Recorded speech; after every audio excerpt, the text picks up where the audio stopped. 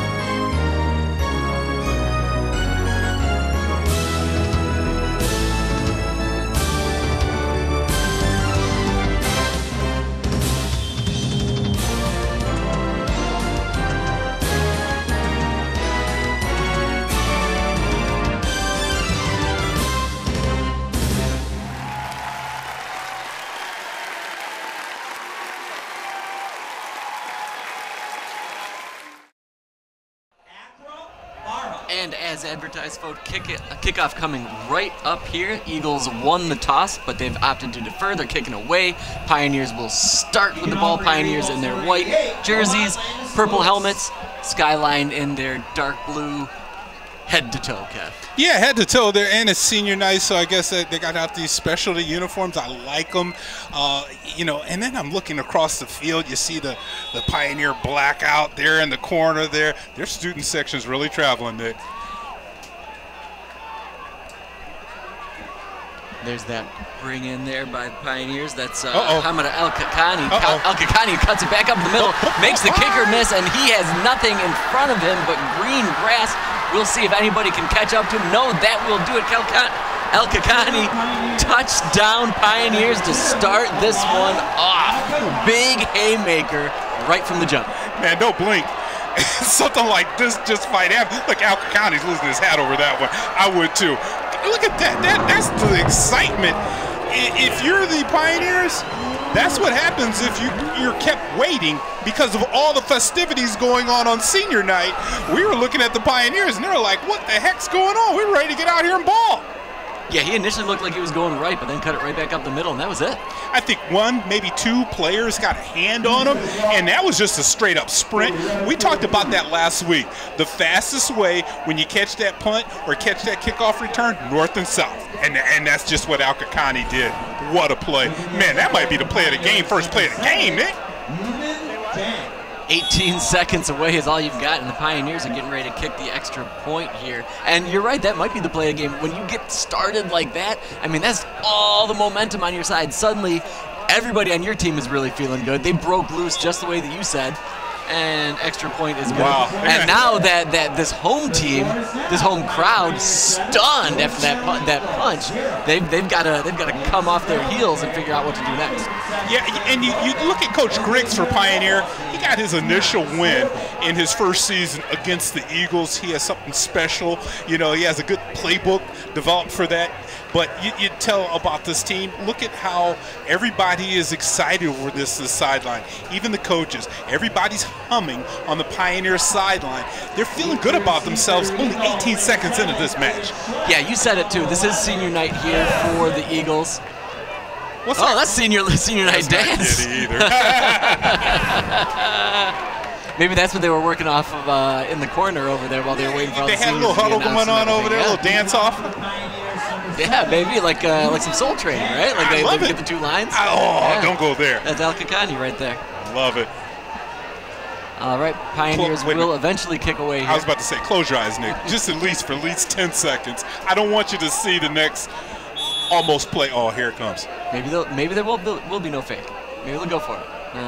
Maybe one time they'll get an offsides on that when one of the guys goes offside. That'd be the thing that makes you stop those little shenanigans. You're right. Just kick the dang on ball. Yeah, just kick. It's okay. Wow. Pioneer kicks away after an opening kick return touchdown. And now the Eagles are going to try to push this one up the side.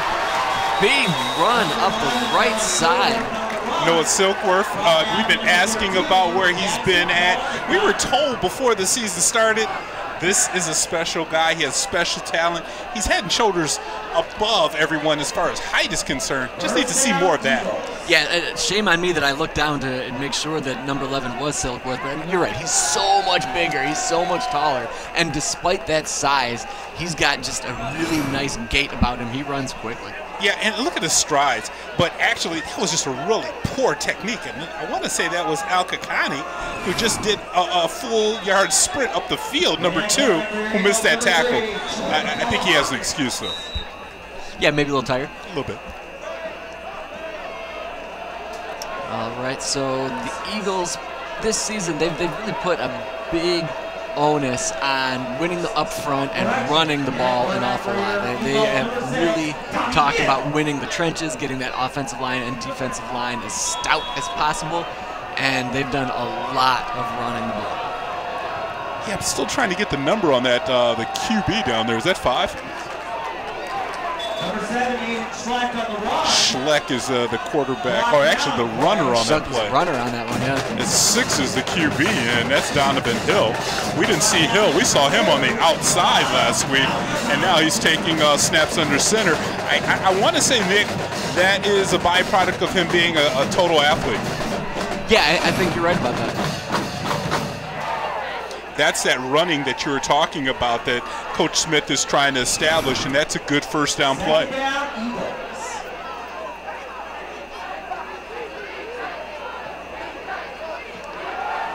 Hill from shotgun hands to Schultz. They tried to go left with him this time, but do not have the same success as the first play. Yeah, Dumbuya comes in, and he really just messes up this play in the backfield. Watch on the top of the screen. Number 0 comes in, doesn't get the tackle, but he slowed him up just enough for Napier to come in and finish off the job. Yeah, and sometimes that's all it takes, right? You just slow up the rhythm a little bit and make those feet change their direction or change their positioning a little bit, and that gives you the chance for the rest of your guys to come in and finich the tackle for you. And he did what his assignment was as a defensive end. You play containment, turn everybody inside. 3rd and 12 now. Hill kicks that foot, man in motion to his left, and it looks like somebody jumped either offsides or that might be false start. Yeah, I think that's going to be a false start. A lot of pointing on the Pioneer side. Not that that means anything, but they seem pretty confident in that pointing, right? You did it. You made me do it. No, you did it.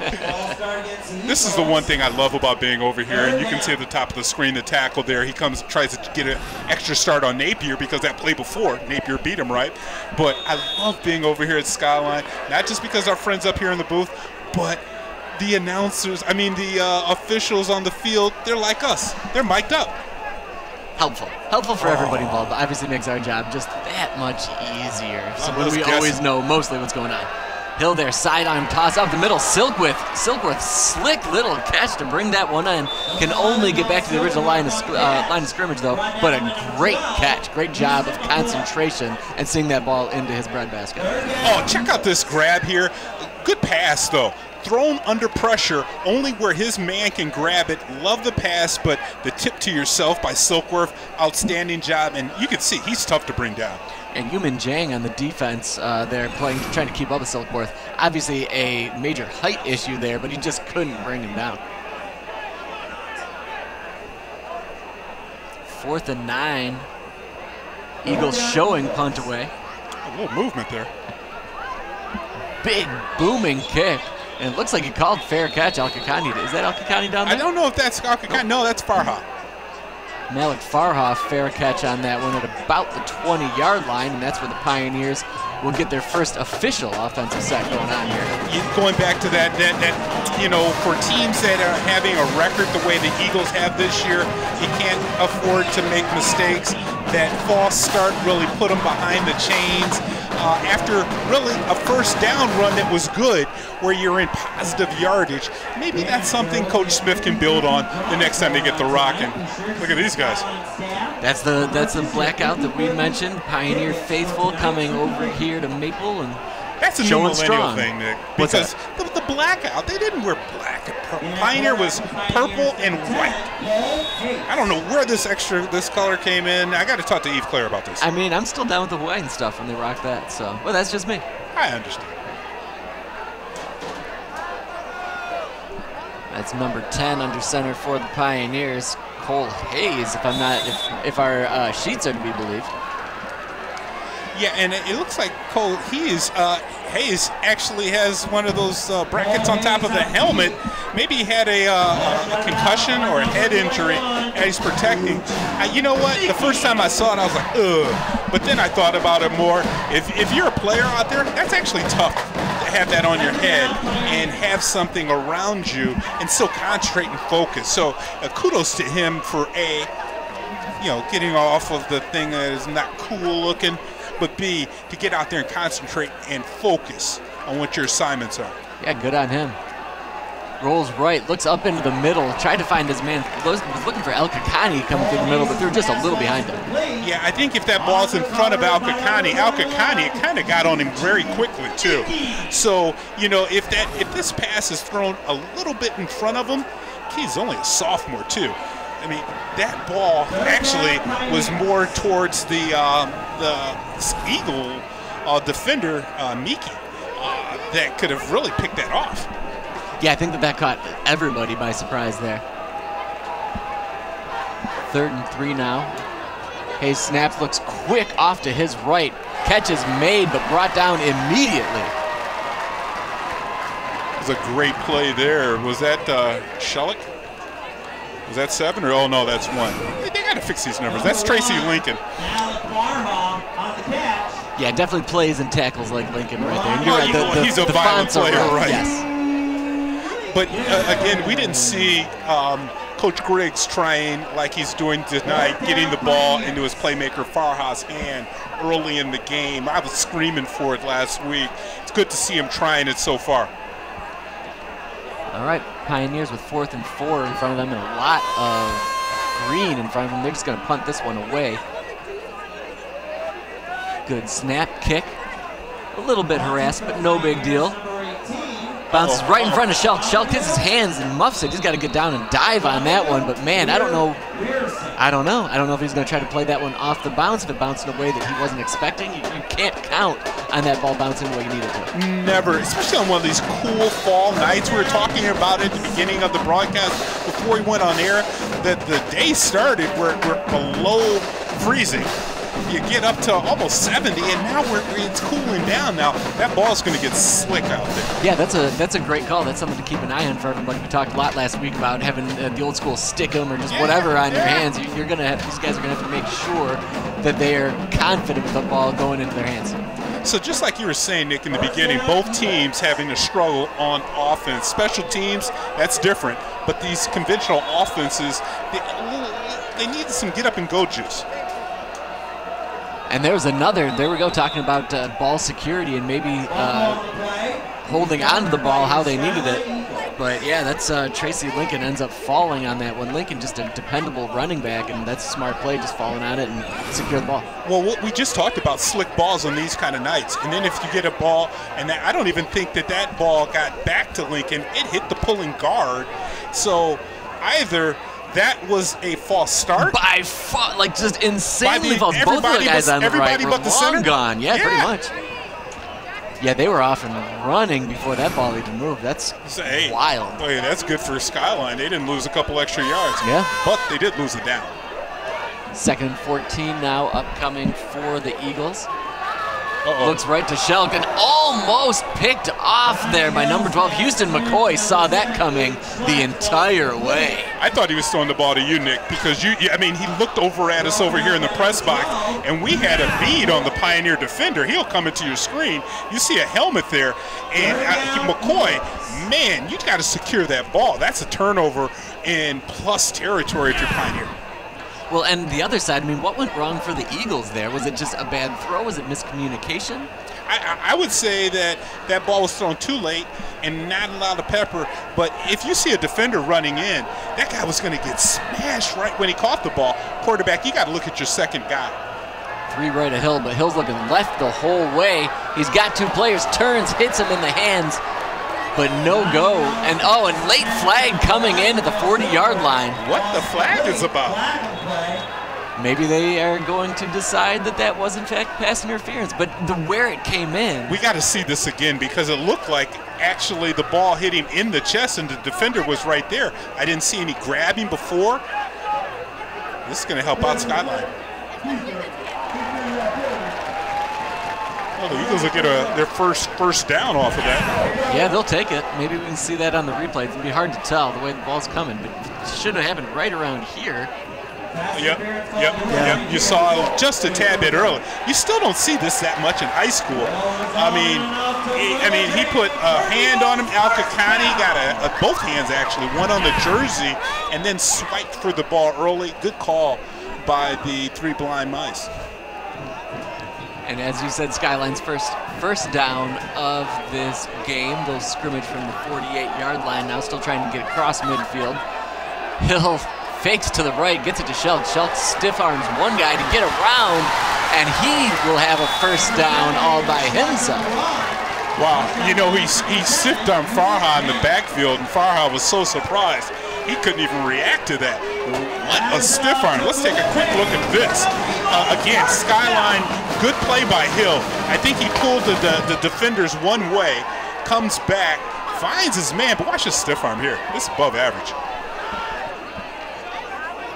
Skyline so far is not afraid to put the ball in the air, and they're doing it in safe passes, Nick. That way, Hill's getting confidence, and they're not putting the ball in harm's way. That was a nice play action to not really an actual running back on that last play. Blitz coming. Hill just goes long, looking for Silkworth. And that ball's thrown out of bounds. It didn't even give the receiver an opportunity. But if we take a look at that rush that was coming in on Hill, that's probably why we're getting quick passes out of Coach Smith's squad. I mean, he had 3 people right in his face, and that's not the first time. Well, especially on that play. I mean, just so many Pioneers coming in on that blitz. And they're playing zone. I mean, they're playing man coverage, 0 coverage. Everybody's open. That's a play you would love to have that ball in the field of play where Silkworth could at least make an attempt to catch that ball. Hill from the shotgun one more time, 3 to his left, 2 to his right. Hill, he's going to just QB keeper. He's got a couple blockers out in front of him. Shouldn't have a problem, but brought down just before the first down. I do not think that he got that one. Hey, Silkworth, you got to throw a block on that play. Looked like Silkworth was throwing a screen. It's not basketball season yet. So, I mean, he's walking out here. Watch Silkworth from the top of this. And good run by Hill. Silkworth is doing a great job of screening, but not really blocking. Yeah, I wonder if he was waiting for his quarterback to call out block right, block left, and it just didn't happen. But I don't know. He didn't even help his QB up. I mean, maybe he was upset because that last ball went out of bounds. And he was like, wait a minute, that was my opportunity. It's senior night, man. And from this angle, I didn't look like he got it, but they gave it to him. So they'll have another first down upcoming after this timeout from the Eagles. Good second drive for the Eagles so far, off of a mistake by the Pioneers, giving them that penalty for the pass interference. But it's Coach Smith's gang. They'll take it any way they can get it tonight, Nick. Yeah, they're just happy to get things moving. It's interesting, though. We haven't seen too much from Tracy Lincoln on the offensive side. I mean, I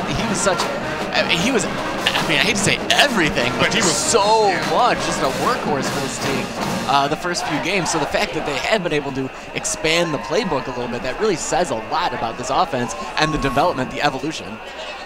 And the development of our season, our fall season has been great, right? It has been. It's been quite a year. We saw some really fun soccer, some well-played football. Field hockey was great as well. We had a lot of fun there. Hockey teams. Yeah, absolutely. And then this final 2 weeks, we're going to decide the city championship between this week and next week. It's awesome. Yep, Thursday night evening here, and then next Friday we'll do it for fall sports on CTN's Game of the Week. Here's Hill off his back foot, throws it. He's got somebody wide open, and that is Tracy Lincoln, I do believe, right in the middle of the field, falling down, makes the catch, 5-yard line. From your lips to Coach Smith's ears, that was a great call, Nick. He was wide open. If Hill puts this ball anywhere out there, this is 6. But again, I saw somebody right in Hill's grill when he's throwing the ball. Still a nice 25-yard pass down the field for the Eagles. Great drive. And that's the exact play that you need coming out of a timeout, right? Coming out of the timeout, you can't have any miscues. You definitely can't have any penalties. You want your A1 play coming up there, and it seems like that's what the Eagles dialed up. And the last play before that, they had 0 coverage. Hill hands off to Shelk. Shelk up the gut, but dropped right at the line of scrimmage. I still like the run because you don't want to just fall into the habit of just dropping back and passing and passing and passing or trying to run on the outside. Let's just check them up the middle.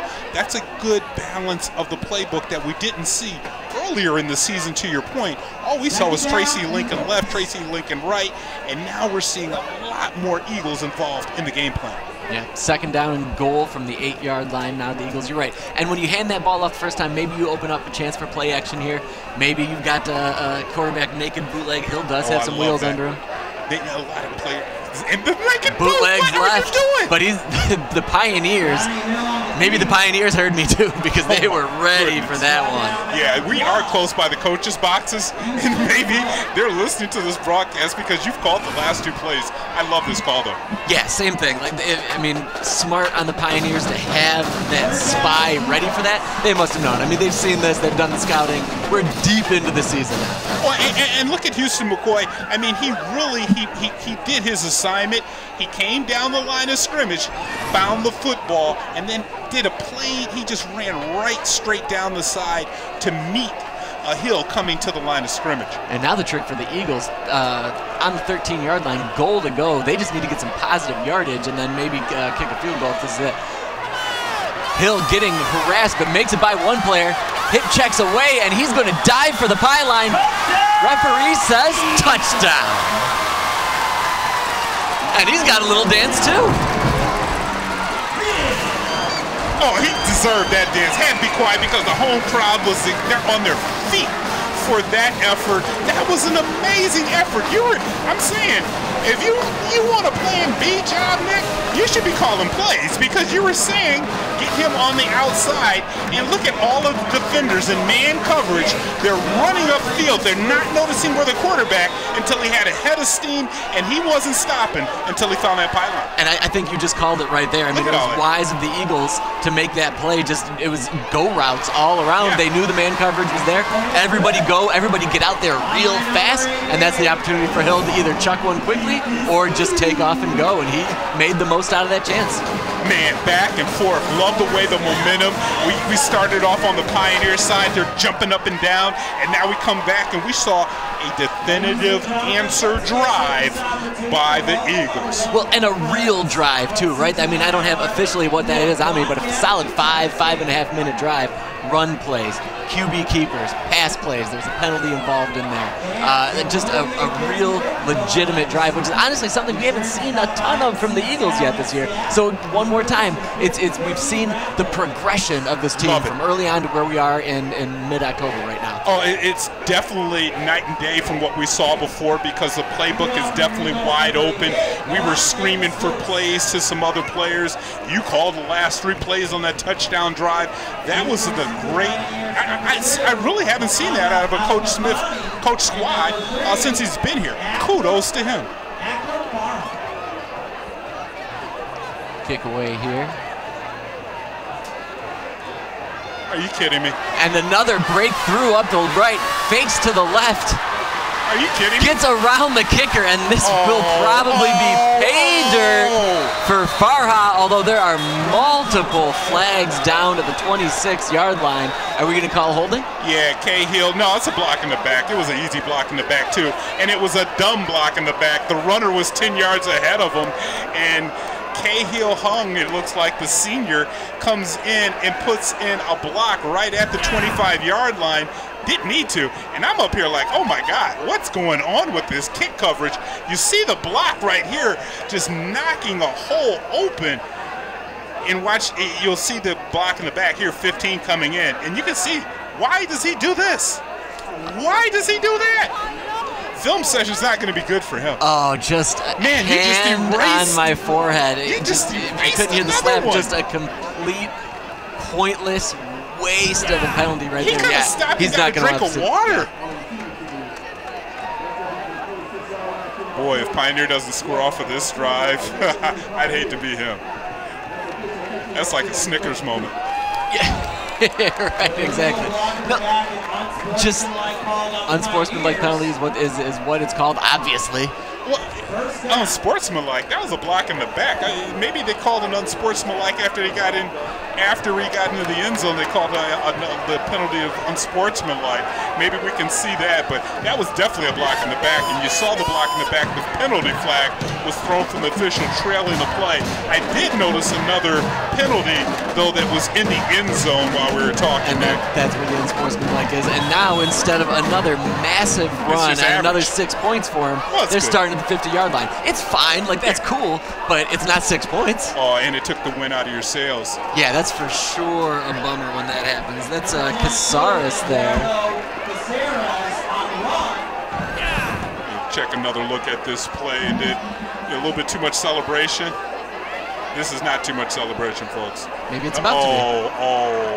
Oh, he pulled the pants down. You can't pull the pants down. You can't do a Randy. No, you can't do that. You can say throw it up, homie, but you cannot do the Green Bay Packers Randy Moss dance. I'm sorry.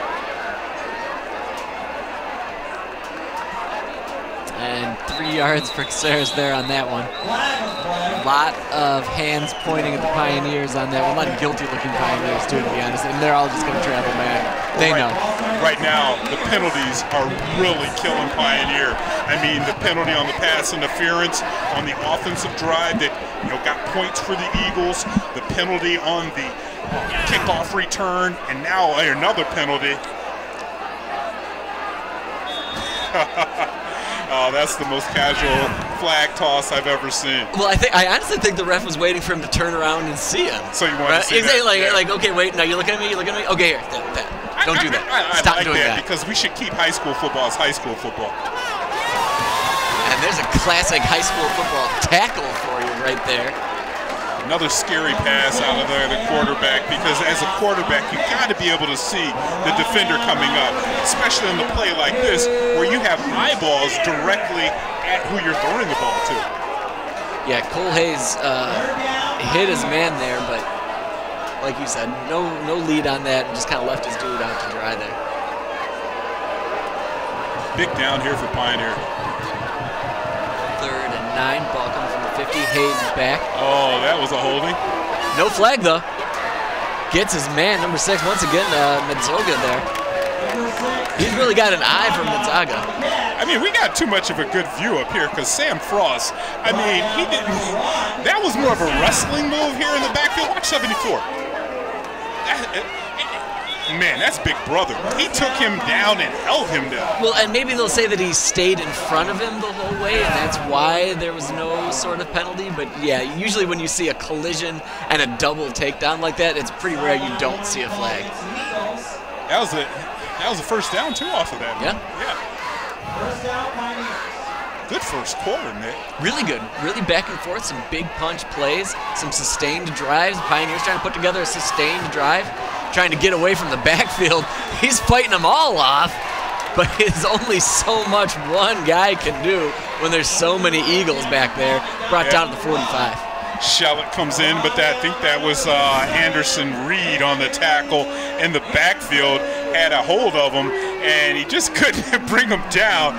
Great effort there by Pioneer, but check out the pursuit of the defense and don't want any of that. Don't want any extracurriculars. You've seen how the officials are throwing flags.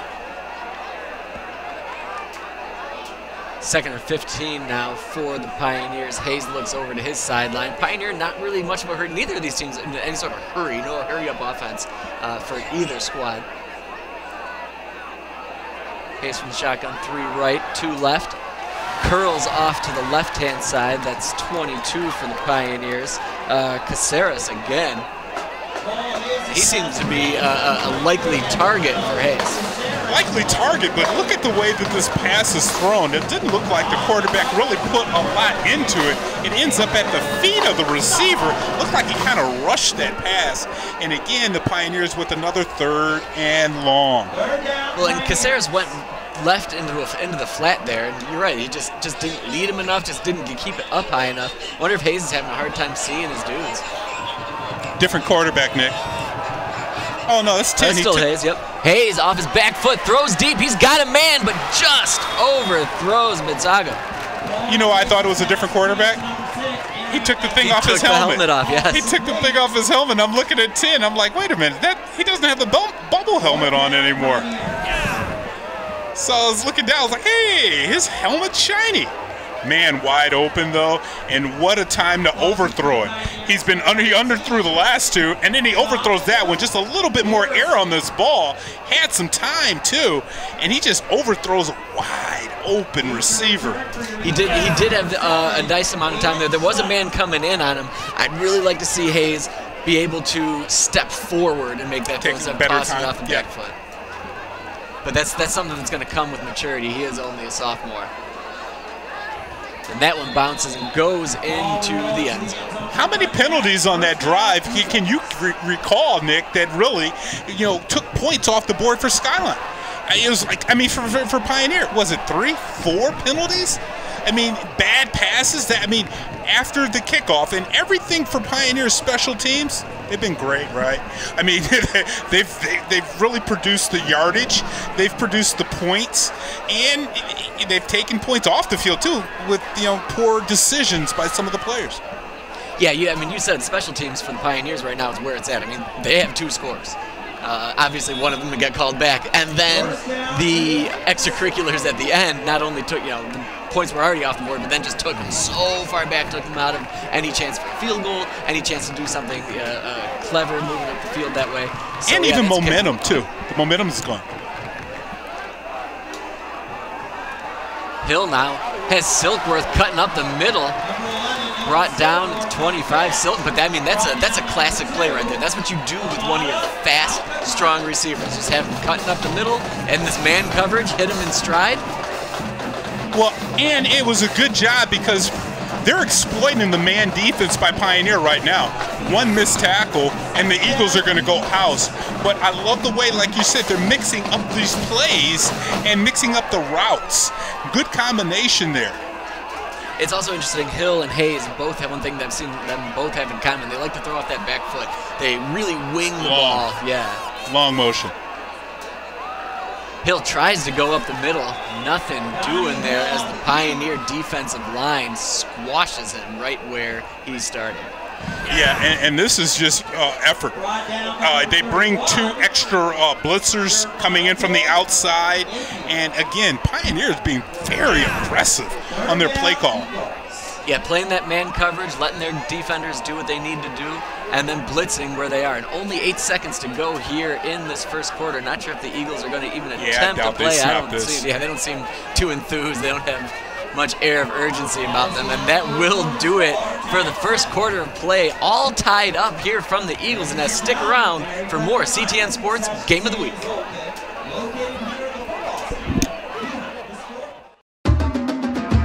Hello, my name is Andre Anderson, and I'm the police chief of the Ann Arbor Police Department. Each year, millions of sports fans transverse to our city to watch football. We want to be your place of destination. Thank you for being here, and thanks for being part of a winning culture. Hi, I'm Deputy Chief Patrick McGuire. Are you looking for great drinks and a cold beverage? The Main Street Social District is a great place to explore our downtown area while enjoying an alcoholic beverage. There's also lots of great tailgates in the stadium area. Just remember, outside of the Social District, Open alcohol is prohibited on public streets and sidewalks. Hi, I'm Deputy Chief Jason Forsberg. From where to park to how to get around on game day, we've made it easy. Here's a QR code to help you navigate the city and provide helpful information as you travel to and from Michigan Stadium.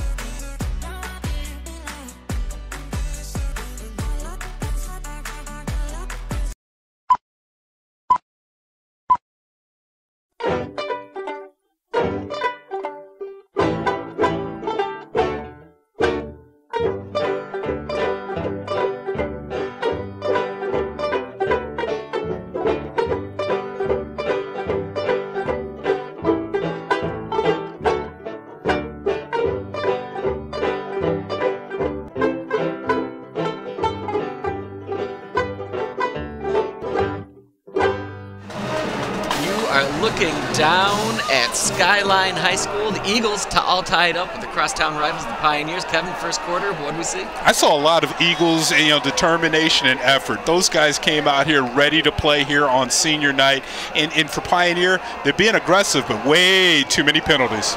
Sidearm fling up the side, and there is, right on cue, another Pioneer penalty.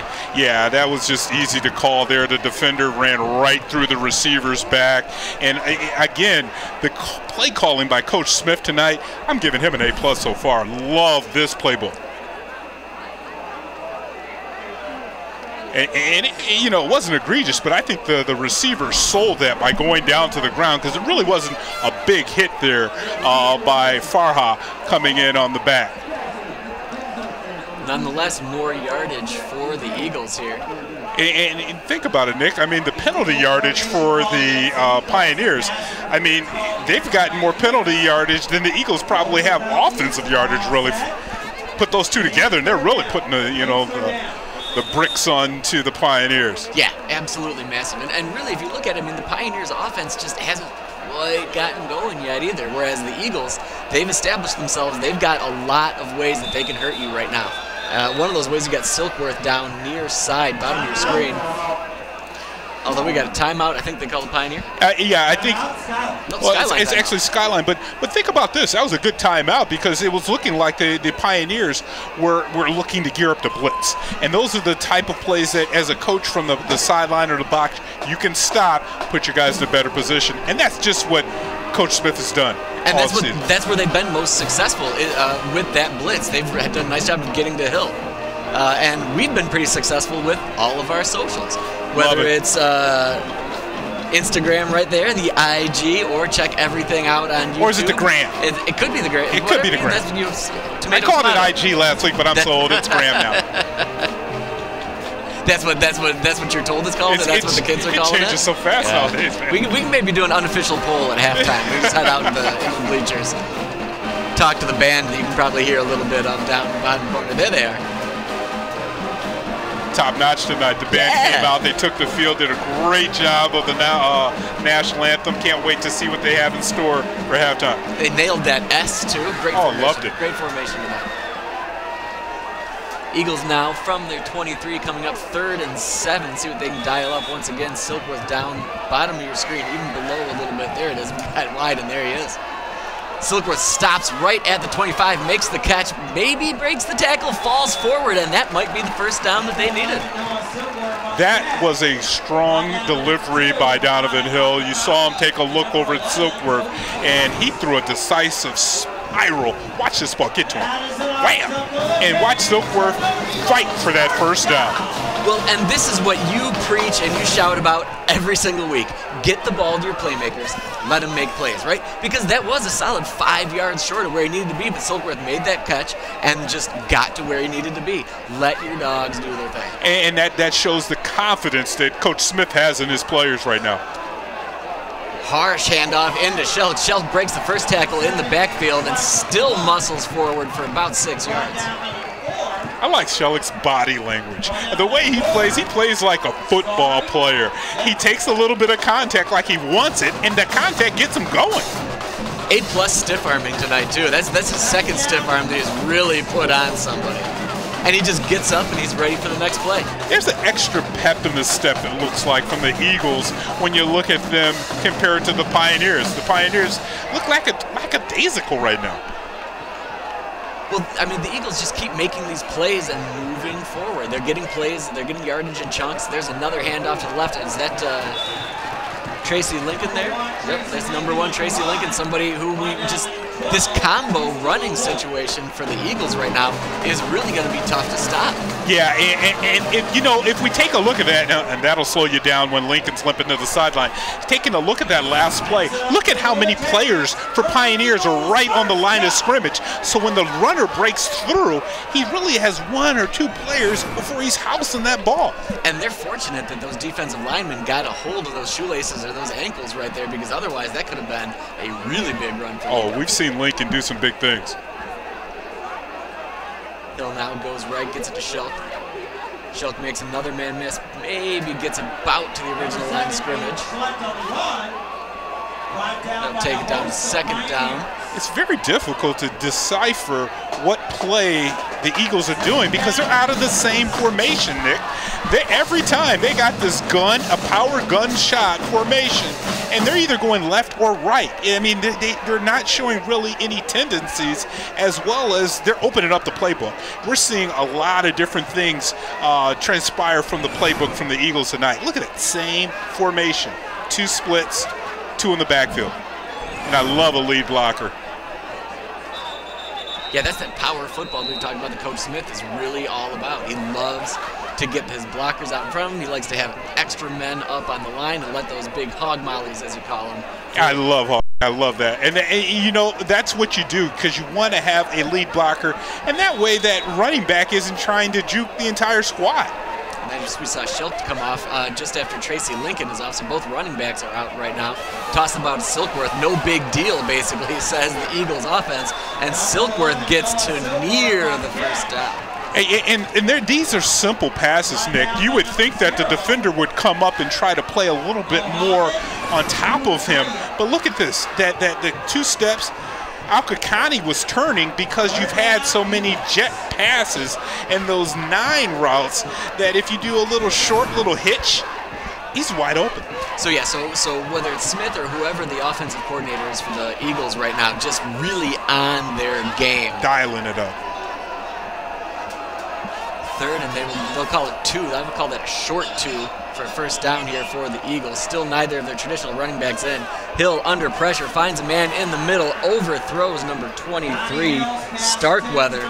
So it's going to be 4th and goal, 2 to go. They're going for it though, right? They're not kicking this one. No, I would go for this one. You keep the momentum going, and your defense is playing well. It looked like there was no kind of action from the feet from Hill on that pass, and it was because McCoy was right in his face, came in from the outside. Well, and did he overthrow Starkweather, or did he underthrow I was the right other in guy? between 2 players, right? All right, 4th down. Hill, wide receivers as far as the eye can see. Feet set, hits his man right up the middle, no big deal. That's an NBD pass right there. You know, I love the way Hines catches. Hines comes in, does another quick hitch route, and he sits there. He sat right on the chains. And that's a way where, I mean, if you're a receiver, that's A+ job. Well, and that's a ho-hum play. If there's such a thing in football, right? Like Hill had his 3-step drop, he knew his man, dude turned. Just nice We've toss seen this in before, there. though. This is the same type of drive that the Eagles had in the first quarter. Hill again, empty backfield off his back foot, tosses that one forward, but... That was in between both of them. Come on, get out of here. You can't tell me that ball was thrown up and said, one of you get it.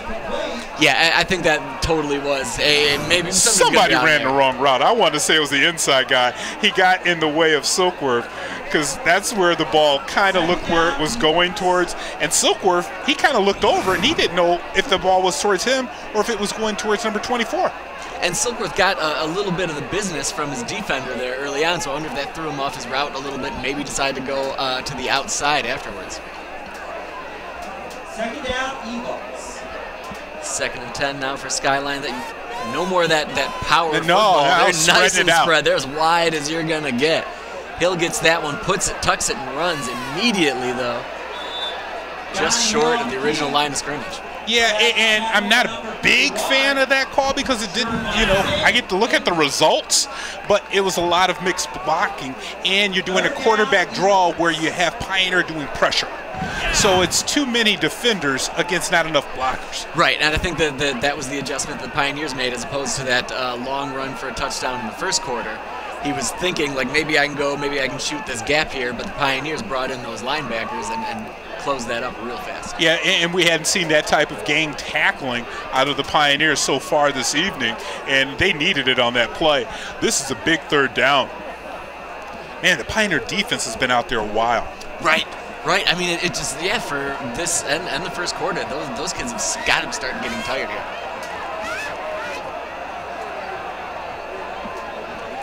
They're in 11 now. Hill has a couple of guys in the backfield with him. Schultz got too much hand on that. I don't think there was any sort of RPO there. I think Schultz was just trying to get out around the corner, and his hand just smacked into Hill. You see Hill get up and slam that ball because that's the quarterback's job, to pull that ball out. He had it out there a little bit too flimsy looking, and the running back is supposed to do that. He's supposed to make his play like he's getting the ball. It's the quarterback's job to look, extend, pull. He's supposed to be pulling that ball back, and he'll learn. He'll learn. That's a mistake, though, where the Eagles had a couple first downs. They took a lot of time off the clock, and they kept that Pioneer defense on the field. Tons of time off the clock. They'll be punting away here.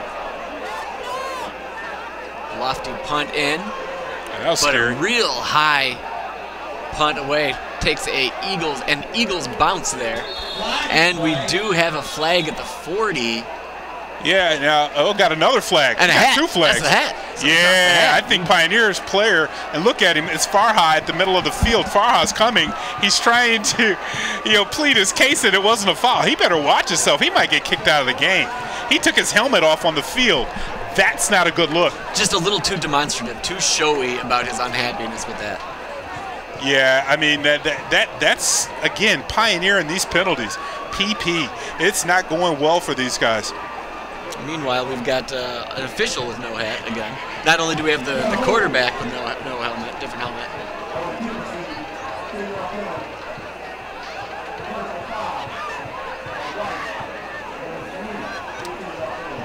Now, he pointed the wrong way. I think both of them was on Pioneer. And Pioneer, again, they're putting themselves in a long, long field here. Let's watch 3. If we can see him on the play. He comes in. He had that, I thought it was the block. He's right here in the middle of our screen. He's clapping, and that was a clap towards the sideline, and that was, I guess, the officials trying to take command of this game where you have these crosstown rivalries where you don't want players to get out of pocket. And right now, Farha is getting some words of service. Had a little punch in the gut from his boy there. Hey, you can't be doing that to the squad. Right, take it easy. Take it easy. Right. Well, I mean, that's the thing right now for the Pioneers. Big penalties at the exact wrong times, and they're just piling up. Yeah, and right now I don't think the officials understand where the first down is going to be at. It should be like a 1st and 15 or maybe 1st and 25 because you had a post-possession penalty with the unsportsmanlike call. So you march off the 10 on the holding, and it'd be 1st and 10 from wherever. But then the post-possession, you get the extra 15. So I'm thinking it should be 1st and 25. You want to wrap up all that stuff and just shout that down to them? Yeah. Hey! Coach Griggs Coach Griggs should be talking to his team right now. He's trying to actually talk to the officials and get their attention. I think the team needs his attention right now. I think that's a great point. You're exactly right. Like, I understand he wants to get in there and understand what's going on or shout out what he's saying should be going on, but you're right. He needs to take his guys off to the side and say, hey, it's 7-7. No more nonsense. We're hurting ourselves. No more silliness. We've got to put together a drive. We took points off the board. Exactly. I mean, come on, all of these things. Hey, keep your composure, guys. We're the ones over here with the better record. They're coming in, and these are some times where a young squad comes in, and they've already dialed in the dub. We're going to get this easy W. And all of these mistakes, they're mental errors by the Pioneers. Yeah, right you are. You can't look at the records. You still got to go out there and play. And the Pioneers, to their credit, I mean, they started this game off with a bang. Yeah. But since that kickoff, it just seems like they haven't gotten back. They didn't take that momentum and run with it. It's almost the exact opposite right now. They were running with it on that second touchdown, and it's just been downhill from that kickoff return, penalty after penalty after penalty. Now we've got the officials talking to Coach Smith. And they still have not called, they've not walked off that penalty, the 15 yards on the unsportsmanlike. And if Farha gets another one, he's definitely going to be sitting in because you can't get 2 unsportsmanlike calls. Well, and he has to mind all his P's and Q's from here on out because now all the officials are going to be zeroed in on him. And he's a player that plays with passion. Both him and his brother, when they do something great, they clap their hands demonstratively. I mean, those are guys that like to, wear their passion on their sleeves. So it's going to be hard for him. And, man, I'm really wondering what the officials are trying to figure out here in the middle of the field. Even the cheerleaders are getting bored. Pond squad wondering, too. Yeah, they ran out of chairs in between. Guys, we've all seen football before. There's one penalty and a second penalty. Mark it off and let's get going. Pie High Faithful will take time to tweet this one out.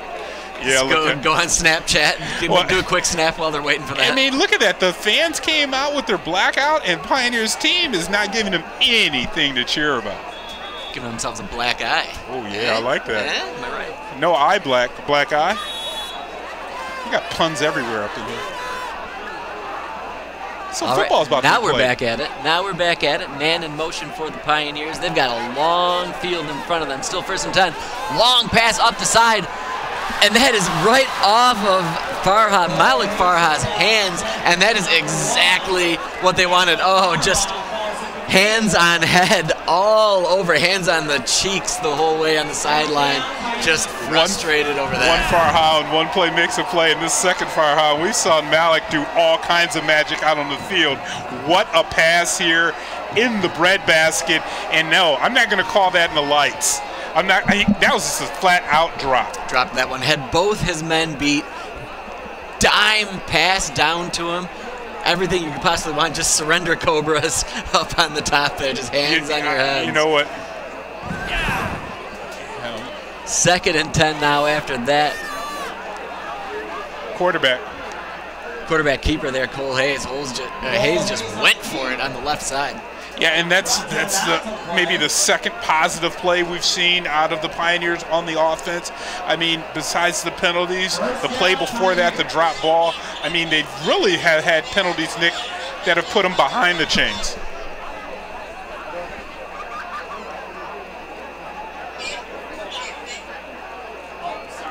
Pioneers back at it. Hayes between 2 men from the shotgun. Eagles show blitz. Great. Oh, missed tackle. Handoff Houston McCoy. McCoy we see on both sides of the ball making things happen. And Houston McCoy is definitely one of those players that Coach Griggs wants to see the ball in his hands. I mean, he's an offense and defensive special player. And again, who's that, number 57? It was Anderson Reed once again with a player in the backfield, and he's just not wrapping up and pulling him down or even holding containment. All right, 2nd and 6 now. Pioneers continue to no rush. Well, no matter of urgency, which again, it's 7-7, but exactly. It's interesting to watch both these squads and having that similar style. There's McCoy again up the middle, bumbling forward, gets up an extra 5 past the 1st-yard line. 1st down Pioneers, and something they can build on. Yeah, those are simple plays. They're not trying to do anything special. Let's just turn around and give one of our playmakers the ball and see what he can do. Also, look at those blocks downfield. Those 2 blocks downfield by 74, Sam Frost, and that was 58 in there, getting some work in. What was that, Sean Garcia?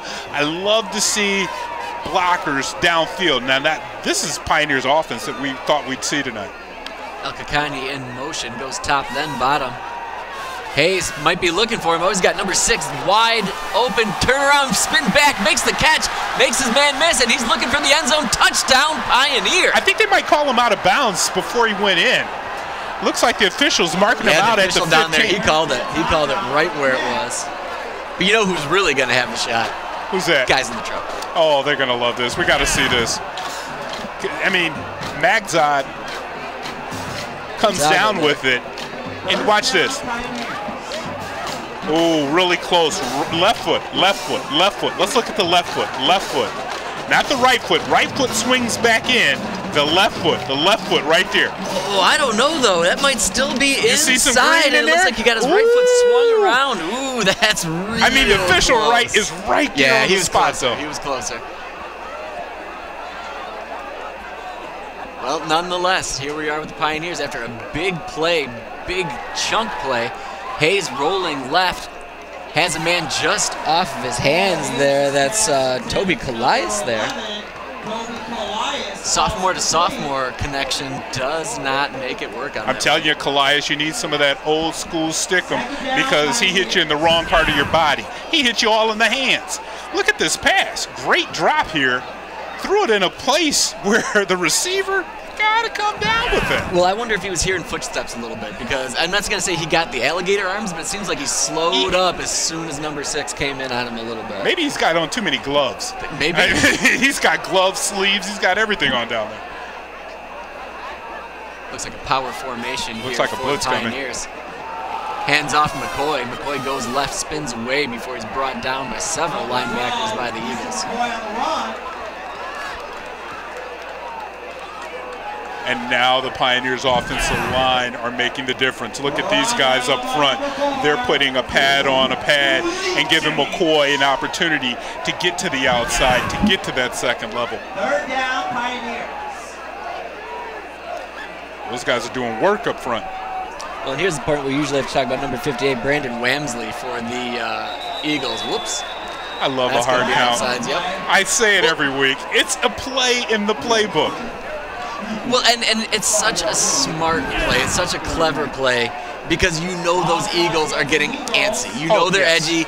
Like you said, they blitzed on the last one. You know they're going to be ready to go on this one, so just give it that hard count. If you can count on your guys to do their jobs, you're getting that almost every single time. And you made it a 3rd and short now. Yeah, that's a huge win for the Pioneers right there. Hayes now, 2 men left, hands off. Actually kept it RPO, or what you want to call it, a play action. That's a quarterback right there. Yeah, Hayes with a great job, scampers into the end zone. Easy touchdown for Hayes, and the Pioneers take the lead. It kind of looked like the entire offense, they were ornery on that drive. They kind of were upset. We didn't see any penalties by the offense. They were clean. They came down, and they made plays happen. Looks like almost a hold there on the edge. Maybe. Quarterback on quarterback violence right there. He gave Hill that move, faked to the right inside, and just went back to the outside. Touchdown for Hayes.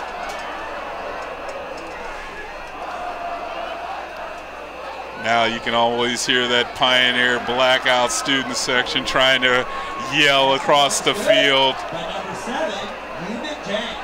Yeah, there they go. They're a little bit woke now. Yeah, they're done with the Snapchat. They're done with the Twitters right now. They're just all dialed a couple into this phones game. are out there. Well, there's always going to be one or two. Right. There's always going to be one or two. Like, oh my God, I'm on TV. Extra point good for the Pioneers, and now the Eagles left 3:15 to go here in this first half. Not unthinkable for them to think to put something away. Yeah, 2 timeouts left for both squads, so you think about the way that the Eagles had that last drive, Nick. I mean, they have the offense in the playbook tonight that they can really utilize this and not let Pioneer get the ball back, and that'll be a double up because doesn't Skyline get the ball to receive in the second half? Skyline will get the ball at halftime. Coming out of halftime, technically, if you want to. That last 4, first 4, I watch way too much NFL football. That's what they talk about nowadays. And, you know, that's the way coaches coach nowadays, too. They coach, and when they do that, hey, I'm deferring to the second half, you really need to get this ball in the end zone. Oh, I'm sorry, Nick. Before we see another fake kick. Why? Why? Look at that kick. Look at that kick. Oh, get the outside because Silkworth might do something. Oh, there's holding. There's tackling down there. Come on. The problem is, I think you're right. I think there was some shenanigans down there holding a little bit, but it was just in that big scrum of dudes. It was tough to see it. And, I mean, Silkworth, you know, he's so big himself, he catches your eye. And whether it's the fans watching this thing or the officials, they're going to be watching it. Watch, and Silkworth is playing to get to the outside. Watch the guy on the bottom here. That is a wrestling tackle move. But to your point, Silkworth is a guy that you got to continue to get him the ball. Continue to get him the ball. He's making positive things happen. Well, and what do they say? There's holding on every place. You're can't call it every Yeah, time, I but guess. that one. Oh, a little egregious there. Yeah. Don't get in the screen into it. All right, So 3:08 to go. 2 timeouts. I would. Oh, and that's one of them. Pioneer timeout. Timeout, Pioneer. Is that a head scratcher? Because it doesn't look like they had even lined up. Maybe you didn't have enough players on the field, but then you can run somebody out. I'm just not sure about that timeout. Coach Griggs looks like he is trying to find out who wasn't involved in the play. Man, I wouldn't want to be talking to him right now. Well, and I mean, yeah, Griggs had something to say in there, but not a ton either. Well, you can see his earpiece is yanked out of his head. It's dangling behind him, and he's not happy with I would just say, the way his team has performed in this first half. Way too many penalties, and this is a coach that loves disciplined football. Yeah, you can see those coaching staffs are in there using some choice words. Well, and I think maybe even this timeout, whether it wasn't so much about like taking a look at the Eagles' offense, but more about bringing these guys in, getting their heads on straight. Like you said, they've taken a lot of penalties, so isn't that the conversation now? It's like, hey, cut it out. Be careful too. Play clean. Yeah. Be careful. Yeah, and I really want to see the defense they come out with, because we've been seeing man coverage and all-out pressure on, and it looks like they're matching up on Silkworth with number 7. Jang. They still bring the pressure, Nick. Hill rolls right. He's still got him in, despite that pressure. Has a man at the 50, but just off his hands. Major effort there from the wide receiver. Who is that? Is that number 4? Yes, it is Vucevic. Yeah, and this is a pass that kind of caught Vucevic off of, it caught him on surprise too. A little bit behind him, a little high, difficult catch. It's not as easy as people want to believe. He had to slow down, kind of turn his body and try to catch that ball. Man, he took some damage too after the play. Well, and he had Farha in his grill too, so not an easy just turn, jump, and catch. It's more to just jump high and catch the ball there. I wouldn't be surprised to see a run here. You got to get this clock moving. You don't want to just get a 3 and out and give Pioneer the ball back. They still only have 1 timeout. 2 men in motion, might be looking for him out of the flat, but he is level behind the line of scrimmage. Not the run play. They were trying for a short pass, but man, the Pioneers were ready. Yeah, Gideon, what is that? Starkweather. Man, what a lookout block here. Watch this play. I mean, Houston McCoy got around the blocker, and I'm glad that Tracy Lincoln grabbed that ball, because it was a lateral pass backwards. Yeah, Lincoln did a nice job of making that catch and holding on to it after getting rocked by McCoy. Now, this is where gamesmanship could come in. If I'm on the offense right now, 3rd and forever, I'd take this all the way down and call timeout. I mean, because you want to take as much time off the clock as you can, or throw it. Eagles are not going to be denied, though. They're just going for it and going deep. 2 wide receivers, but short. Everything was covered pretty nicely. I'm not really sure the point. I mean, making that throw. Look at this. Hoping one of those guys gets it. Yeah, and you got 2 guys in the same vicinity. Somebody has, I mean, it's all go routes. Everybody was on a go route, and the ball wasn't thrown. You can see Silkworth at the end. He's like, throw the ball outside to me, because he's got some room behind his defender. And you don't want to have a second defender in that area, so I'm wondering why that route is running so close to your number 1 receiver. And now, as you mentioned, with 2 pass plays on that one, the Eagles only ate up about 60 seconds off the clock. And the Pioneers have a real chance to do something with this, and their special teams have been glorious so far tonight, so you never know what could happen on this return. Good bounce. Good return, decision so there by Usain by getting out of the way there, because only bad things can happen. Yeah, the ball bouncing like that. Yeah, that's the type of play that has to happen at this point in the season. Be aware of what's going on. Just get away from it. Like you say, they're yelling fire, they're yelling thunder, whatever it might be. Get away. Let it go out of bounds. That's fine. Man, this is an important 2:03 left for this Skyline defense. You know, maybe people are thinking the pressure should be on Pioneer. You know, they're winning the game right now, and the last time they possessed the ball, they showed a lot of confidence and poise going up the field. Right, and that was after a big home run miss on the very first play of that drive. So they recovered from that. They didn't all just walk back and sag their shoulders. They went right back to work. We'll see what they can do on the first play of this drive. Handoff right. McCoy trying to get to the outside, but just an outstanding tackle there. Donovan Hill. Yeah, you're probably going to see Pioneer go hurry up now because they only have one timeout left. And then with the ball being thrown pretty much the remaining part of the half. See, their coach, they got the ball running, so the clock is moving. Still, they're making it happen. Hayes going deep. He's got a man. 2 men. Got somebody beat, but that one is picked off. Flag on the ground. We'll see if they're going to call pass interference on this one prior to the interception. Man, the issues on the backsides of both defenses are really glaring tonight. And they are going to call that pass interference, so that's going to be about 15 yards for the Pioneers. So again, it's not where the penalty happened at. It's only 15 yards, so it's not a total loss for the Eagles. Yeah, and you saw the hand right on, is that Al-Kakani? Yeah, Al-Kakani was the receiver. And actually, if I'm a defensive coach for the Eagles, not a bad play. You don't give up 6. You can give up some yardage, but don't give up 6. Let's play another down. Yeah, that definitely had the potential to be 6 for the Pioneers. Pioneers now from the 48-yard line, 1:28 to go here in this half. Hayes scampers quickly to his left. He's got a man, finds him, hits him in stride. Zago one more time. He seems to have just a good feeling for that, but now we got another flag at the 30-yard line. Yeah, that came in very late. I wanted to see if that was a illegal block or something.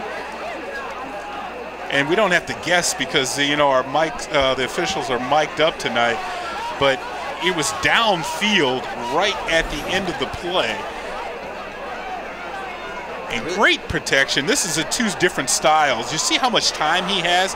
He ran out of the pocket, but there was no pressure coming in. And was there a block right there by Farha? That could, I mean, the flag came in way late. Yep, block in the back, and that's Farha. He's got to watch himself. Wow, that was a clip. That wasn't even a blindside block. I mean, blindside block usually is when the person turns and you get hit. That was just straight up block in the back. I mean, a clip.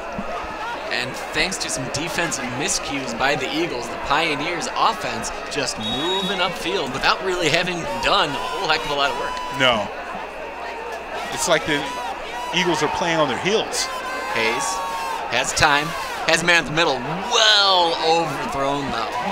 Yeah, it looked like Al-Kakani was in gear 4, and Hayes threw it back to gear 2.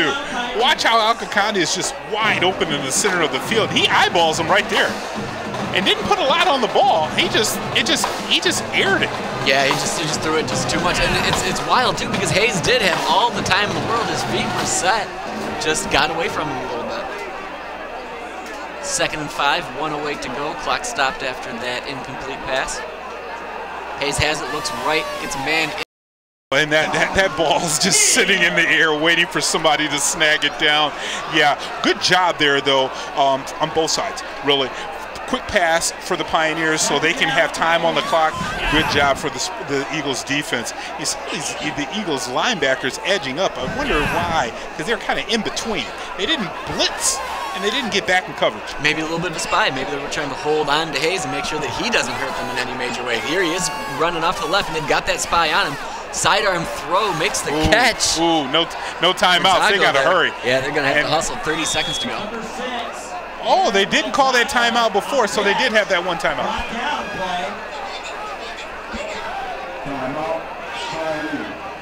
Now that will be the final timeout for the Pioneers. Good job by Hayes getting the ball out quickly when he's on the move. You can't take a sack there.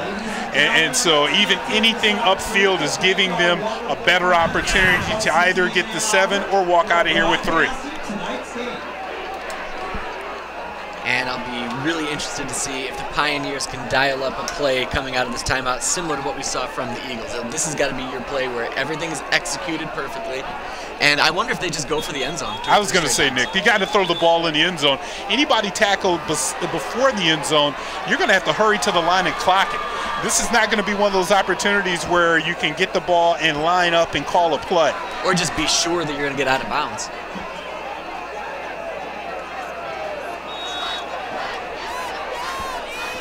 Third and 3 to go. Hayes with a man to his left. Eagles show blitz, and they're actually going to be going after it. Man coverage downfield. Hayes has man coming back in. Great job by Malik Farha to come back, get that, get out of bounds. That's the nicely, almost perfectly executed play that they needed. Yeah, they get a first down out of this, throws the ball a long way across the field and right on the money, right on the end line, the edge line. Great pass play, good execution out of the Pioneers on that play. And this is what I was expecting, Nick. When are the Eagles going to call a timeout and slow things down? They're allowing Pioneer to go upfield, and it's still not a timeout. I thought the Eagles were going to call a timeout, break some of this momentum that the Pioneers have built up in this drive. They must like what they're doing out there, and they must like what they're seeing in front of them. I mean, see how. I think they're playing it all right. It's just a matter of they've got to get in front of those defenders and maybe, like you said, actually get at the quarterback a bit. Hayes man motion front, flags everywhere, and if that's a false start, that just might be another killer penalty for the Pioneers. Just what the Eagles needed. I mean, the Pioneers have been going forward, and we can see a tackle on the top side leaning, and it didn't look like anybody was in front of him. No, he was just ready to go. He was just ready to pull back and get those hands up, and you're right. And one more time for this first half, we've seen the Pioneers just, right, just. You know, only time we talk about the linemen, too, when they get a penalty. Yeah. I hate doing that, but it is what it is. Right. Hayes. Man, the man cut right, and that's Farha. Farha cut inside, cut back mistakenly maybe, but still had the speed and the wherewithal to one more time spin left and go out to the corner. I mean, everything happened so quickly. It looked like it was a pickoff waiting to happen. It looked like a punt. Look at this on our camera here on the side. It looked like a punt. That ball's in the air so long. Good job by the defender of knocking it out of the area. Well, and just really impressive by Farha to turn right and maybe mistakenly see the ball and then still just get out there. So here, was that a penalty? It looked like another penalty. They marked the ball back. Didn't get the call though. It looks like it might have been a hold. It was a holding, so it's a huge call. Yeah, and the Pioneers just not having a good time. This last play of the half. Probably so. 10 seconds to go. Hayes might just find his man Farha short. And that one run and caught up by El Kakani. Gets out of bounds with 3 seconds left. Maybe they take one more shot into the end zone. I kick it. If I'm Coach Griggs, you got to go. Got a flag down there again. Another flag? It's on the ground.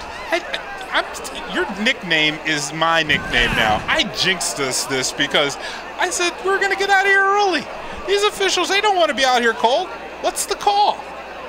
So where's looking for the penalty? A little bit of a slap there at the end. Two players, they push each other, really. But it's that one right there, right? Yeah, like they're always going to catch the second guy, right? Yeah, you're slapping at somebody's back. Farha said something. Yeah. Of course he said something. Of course he said something. You gave him a little "How's your mother?" while he's still on the ground. Yeah, but that's turns both around, of them. That's both of them. That shouldn't just be. And the officials right there, he should have saw both of them and called a penalty on both players. Because if it's an unsportsmanlike player on both sides, if one of them gets another one, they're watching the rest of the game.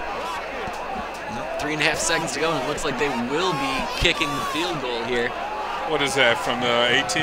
Oh, no, from the 16, 26?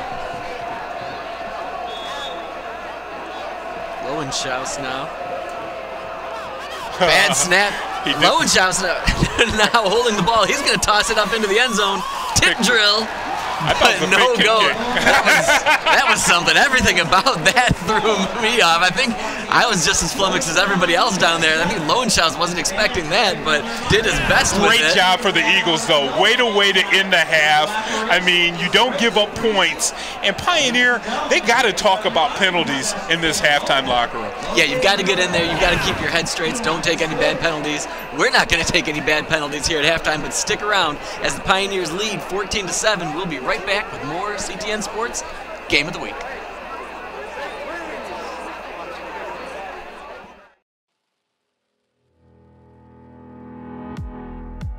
The Ann Arbor Farmers Market, located at 315 Detroit Street, proudly brings fresh produce, beverages, artisan items, and more to the community all year. Our 105-year-old market is producer only, featuring 125 vendors from Michigan. At market, you will find seasonal fruit and vegetables, mushrooms, herbs, farm fresh eggs, flowers, plants, honey, coffee, jewelry, art, and so much more. Market tokens for credit, debit, mobile pay, and double up food bucks can be purchased at our market office trailer. The market is open year-round, from 7 to 3 on Wednesdays and Saturdays through December. Between January and April, it will be open on Saturdays only, from 8 to 3. Learn more about the long and unique history of our market at a2gov.org/market.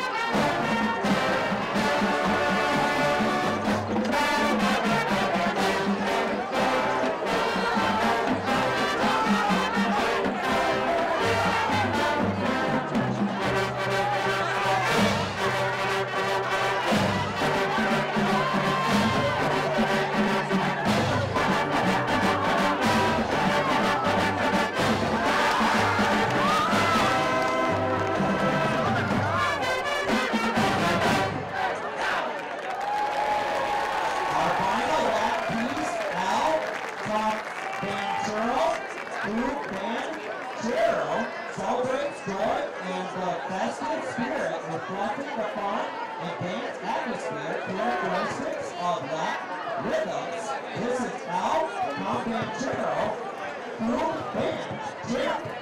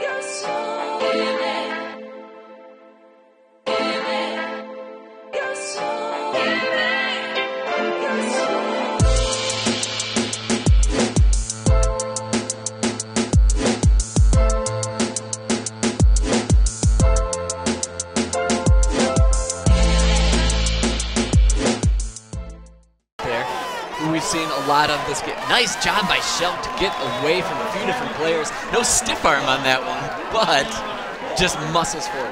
Yeah, that was a physical run there. The way he pounds players, it doesn't look like he has the biggest wheels, but he does get on the outside of the defenders trying to cut off that angle, and that's the exact way Coach Smith would love to start this half. All of his runs are physical, it feels like, right? There isn't a ton of finesse, and I'm not knocking him. He gets the ball, he barrels people over. He's just got that stiff arm just right on, just perfect stiff arms, and yeah, he just makes things happen, just chunks of plays, chunks of yards. Got a whistle. Oh, like somebody's getting kicked out of the game. Houston McCoy just got the thumb. There's got to be some chirping going on down there on the field, Nick. I don't think it's stopped based on what we saw from Farha, from McCoy right there. Yeah, if he got kicked out of the game, what's he doing on the sideline? Is he maybe just out for the play? Is he out of play? We got some help up here in the booth, and it looks like it may have just been an equipment issue. I know at the beginning of the year they were talking about they don't want to have guys out there with 2 mouth guards, visors that are any kind of color. It's got to be clear. So they were really particular at the beginning of the year. This is game 7. Week 7, you don't see that too often now. Well, and again, we're just coming out of halftime. So that feels like that shouldn't be a thing. Could have been addressed in the first half. Or like, did you think you were getting away with something? Has it been going on the whole half? I've got questions. I got more questions than answers right now. Well, the officials are way too much in this broadcast. Yeah, let's move on. Here's Hill one more time. Seemingly an RPO to his right. He runs left, but brought down by 2 Pioneers. Yeah, and there again, you see Silkworth just pushing a Pioneer player out of the way. You got to let the officials handle this right now because the officials have eyeballs on every player.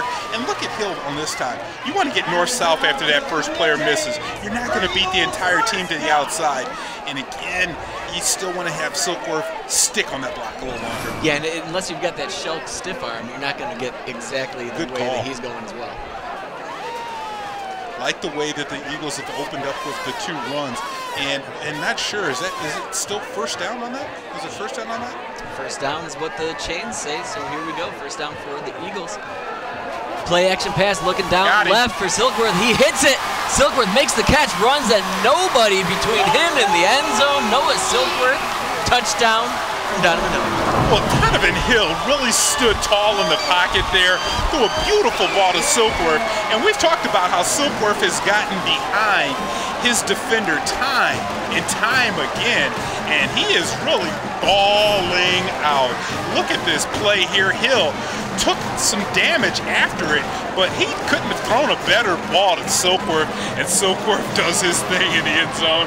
Didn't celebrate too much. Here, you can see the hit there that Hill took, but still delivered a beautiful ball, Nick. Deep ball, too. Hill's got an arm on him, so it's great to see them open the playbook up, like you said, to try some plays like that. And man, Silkworth's just taller than everybody. They got to jump up to give him some depth. Look at that. That guy, he earned the Gatorade right there. He's had his hands all over this game. And Hill did a nice job of finding a wide open player and hitting him on the run. Great job. Good deep ball, too. Yeah, and we talked about the last 4 and the first 4. Well, this is the first 4 of that second half. You get the ball, you go upfield, you gain that momentum back from your opponent, and you have the house rocking. Right, the Eagles sidelines right now just going nuts here on senior night. Everybody down there, band going nuts, cheerleaders going nuts. Everybody's happy, everybody's excited. They've tied this game up with that extra point, and it'll be interesting to see where they go from here, what their defense can pull out. And now for the Pioneers, where do they go from here? Well, they got to start hurting themselves. It seems like every single play, the aggressiveness of the Pioneers, it's causing them to go backwards. Pioneers will receive this kick momentarily. The Eagles feeling good about things, tying this one up. 9:46 to go here in the third quarter. After that long touchdown by Noah Silkworth. Almost forget that it's only Thursday night. They got this place feeling like it's Friday night lights. Great job from the Eagles. And again, Nick, it is starting on the sideline on both sides. On one sideline, you have your team disciplined and playing sound football. On the other side, not so much. Akram Farha receives that one, runs into a few guys, still makes some players miss. Nice job by him from getting away from that initial scrum and then shaking a tackler. But the Eagles' defense playing just as fundamental as their offense right now. Yeah, and it was a good job of coming down, and because that's balanced football, right? When your offense is doing well, your defense comes out and they start playing well. And you see that so often, but we haven't seen that from the Eagles sideline. And it's good because you can keep the other sideline quiet and just watching the game. Maybe we're thinking about the homework we still have to do. We're not thinking Math about cheering. Yeah. I think they're on some kind of crazy Ann Arbor break. Just informed by the truck, they said break tomorrow. So there's that. So that's why it feels like it's Friday. Yeah, that's why Friday, right? Exactly, it is Friday. Exactly right. Hayes gets that one to the outside, finds his man El Kakani. After every play, unfortunately, I am looking on the field to see if there is a flag. Oh, come on, really? Perfect timing. Are you kidding me? I did not see that flag. This is incredible. this crew, I think they maybe have a quota per official. Where's this penalty come in? Well, the flag came in even after the replay. So we got 2nd and 10. I'm sorry, second. I think it might have been a sideline. Yeah.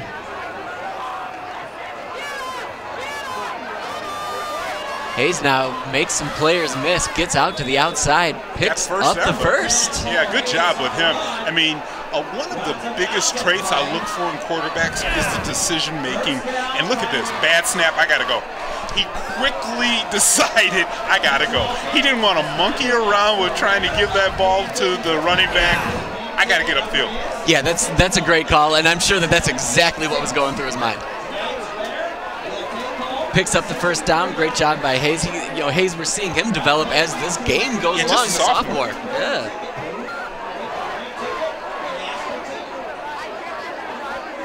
.9:19 to go here in this third quarter. Hayes from the shotgun, as he's been all night long.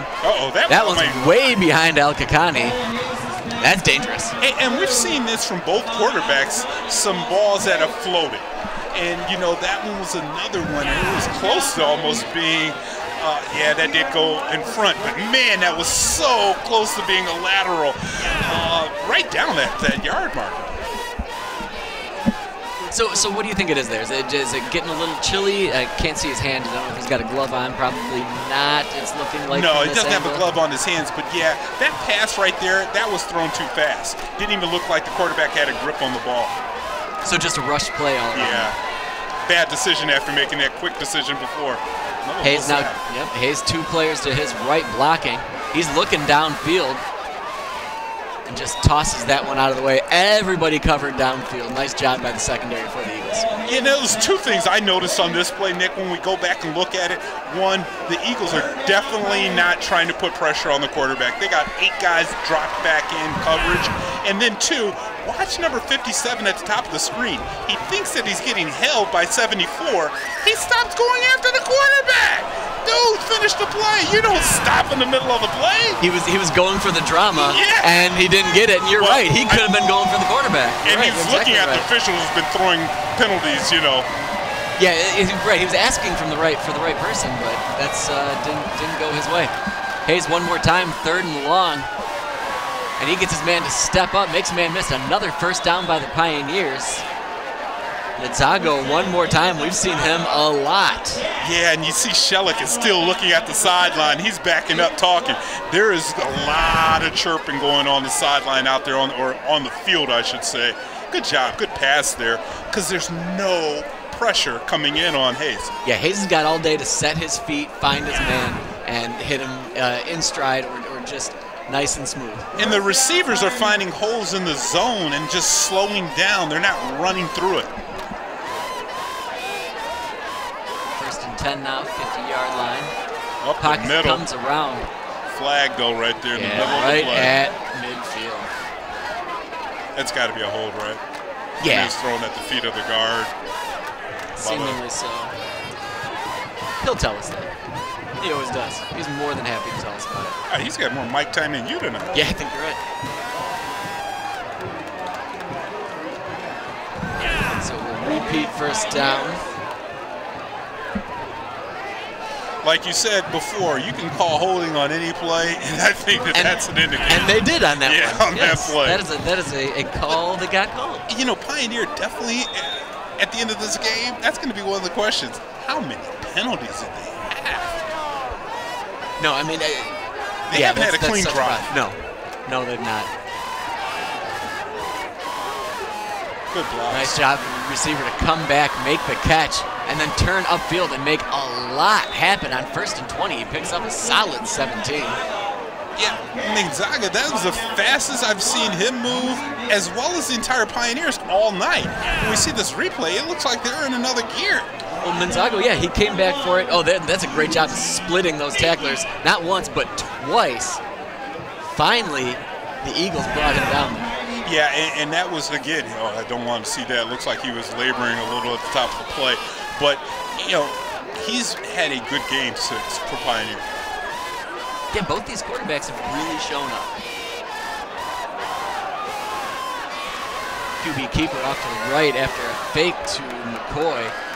Hayes gets forward and gets another first down. And you see Pioneer moves the ball without penalties. So they definitely have, you know, a solid offense that they can deploy. But, you know, it's when they're not, you know, stumping themselves in the foot. Well, you talked about the amount of talent, the amount of playmakers that they have on this team. There's so many. We've been counting them off. Whether it's McCoy, Al-Kakani, both Farhas, all of them. They definitely have the athletes out there that can make things happen. So keep the ball in their hands. And it looks like even on the Skyline bench, one of their biggest players on defense is getting wrapped up. Shellick is on the sideline. It's a big loss. Hayes one more time. He's getting harassed from behind, gets brought down in the backfield. By who? Nice tackle there by Donnie Hill. Quarterback on quarterback damage. Love violence. to see that. And we hadn't seen the pressure out of the Eagles. And you see they brought some pressure. An extra man. Hill comes from the outside, outruns that defender, the blockers, and just chased down Hayes. Chased him down just like a cheetah going after prey. Both arms around him. I mean, we couldn't see so close, but I'm sure his eyes were huge as he was bearing down on his counterpart across the way. And you saw Hayes at the last second kind of glance back. He felt that pressure, and he had ball security, went down with it smartly. And that's huge too, right? Knowing that the hit's coming, being aware of everything going around you.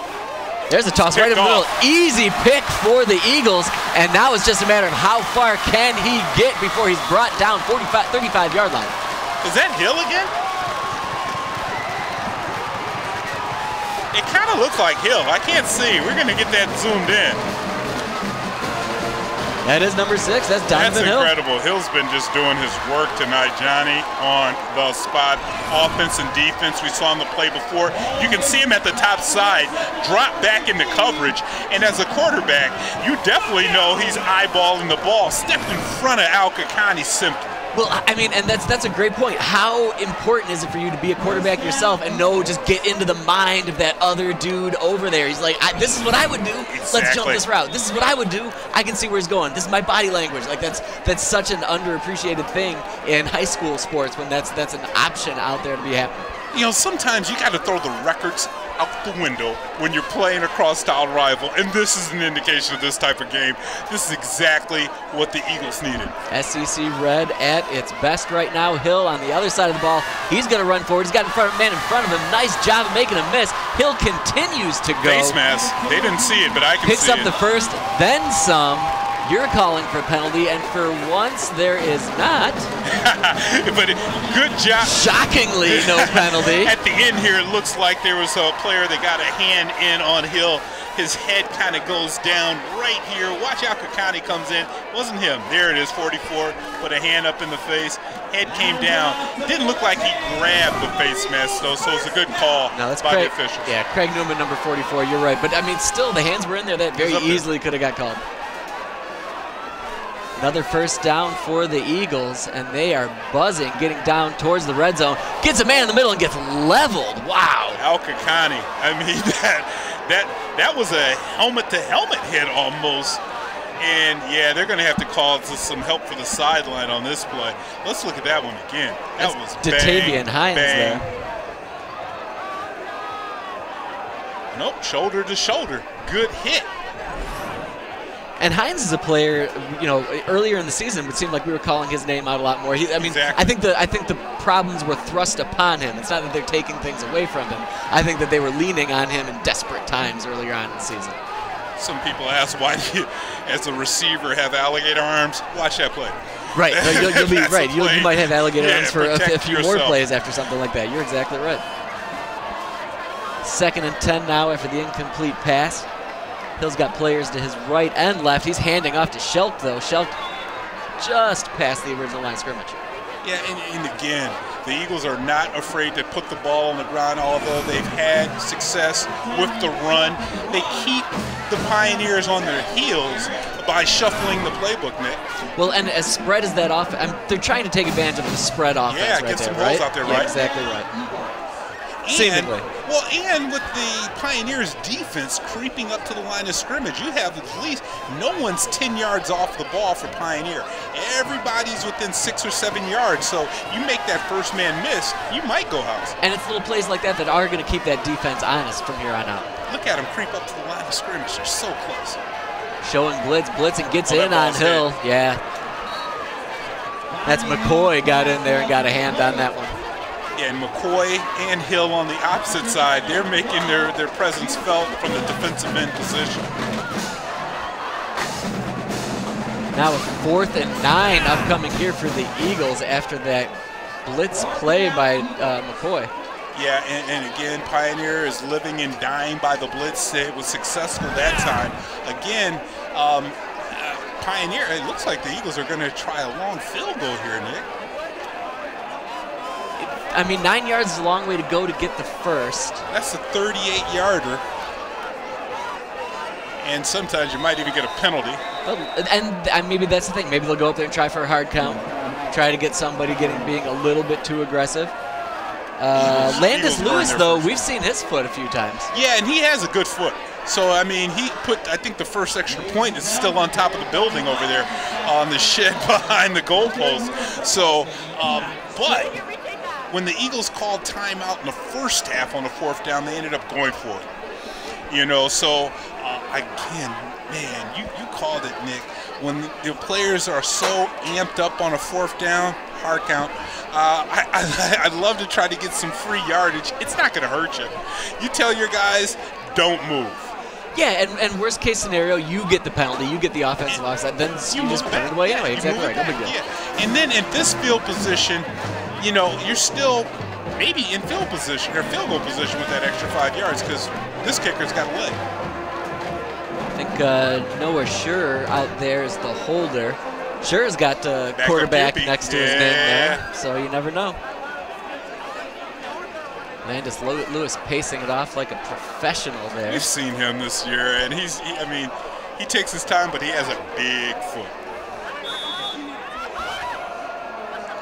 5 minutes to go here, tie ball game. Snap down, Lewis got the distance and then some, and it is good. Skyline, Eagles up 17-14 now.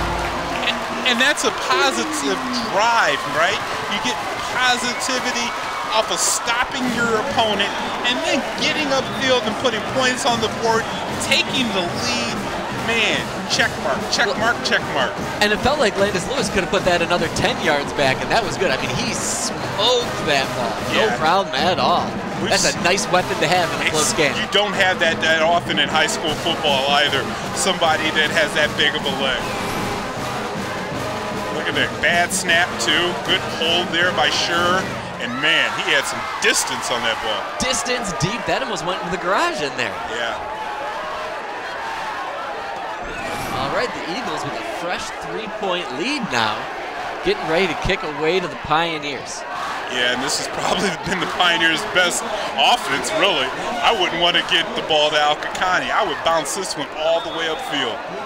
Yeah, this is where it seems like the Pioneers have been the most dangerous. You're right, their special teams have been really great. There's Al-Kakani nonetheless. He's got it. He's got blockers out in front of him and a big hole up the right. Tries to cut back through. Makes some guys miss. Man, like he's just so good at shaking those tackles, just sliding through like he's got Crisco on the jersey. Yeah, and I tell you, that's a bad decision by the kicker. Landis Lewis, you need to find somebody else to kick the ball to and kick it out of the end zone because this guy, he's electric in a bottle. Look at him. He is moving upfield. And another thing, Nick, is look at the blocking in front of him. The players know that they have a weapon behind them, so they're doing an extra job of blocking as well. Right, we could see that massive hole just wide open down there that was right at the 30, 40-yard line. And then a little something at the end. Yeah, and see, that's something's been getting Pioneer all night long. They have not been able to hold their composure against the talking or against the play from the Eagles. It's getting under their skin. Yeah, I think you're right. They're agitated.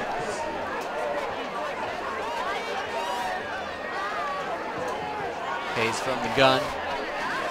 Finds his man Farha out to the outside. Spins, making guys miss.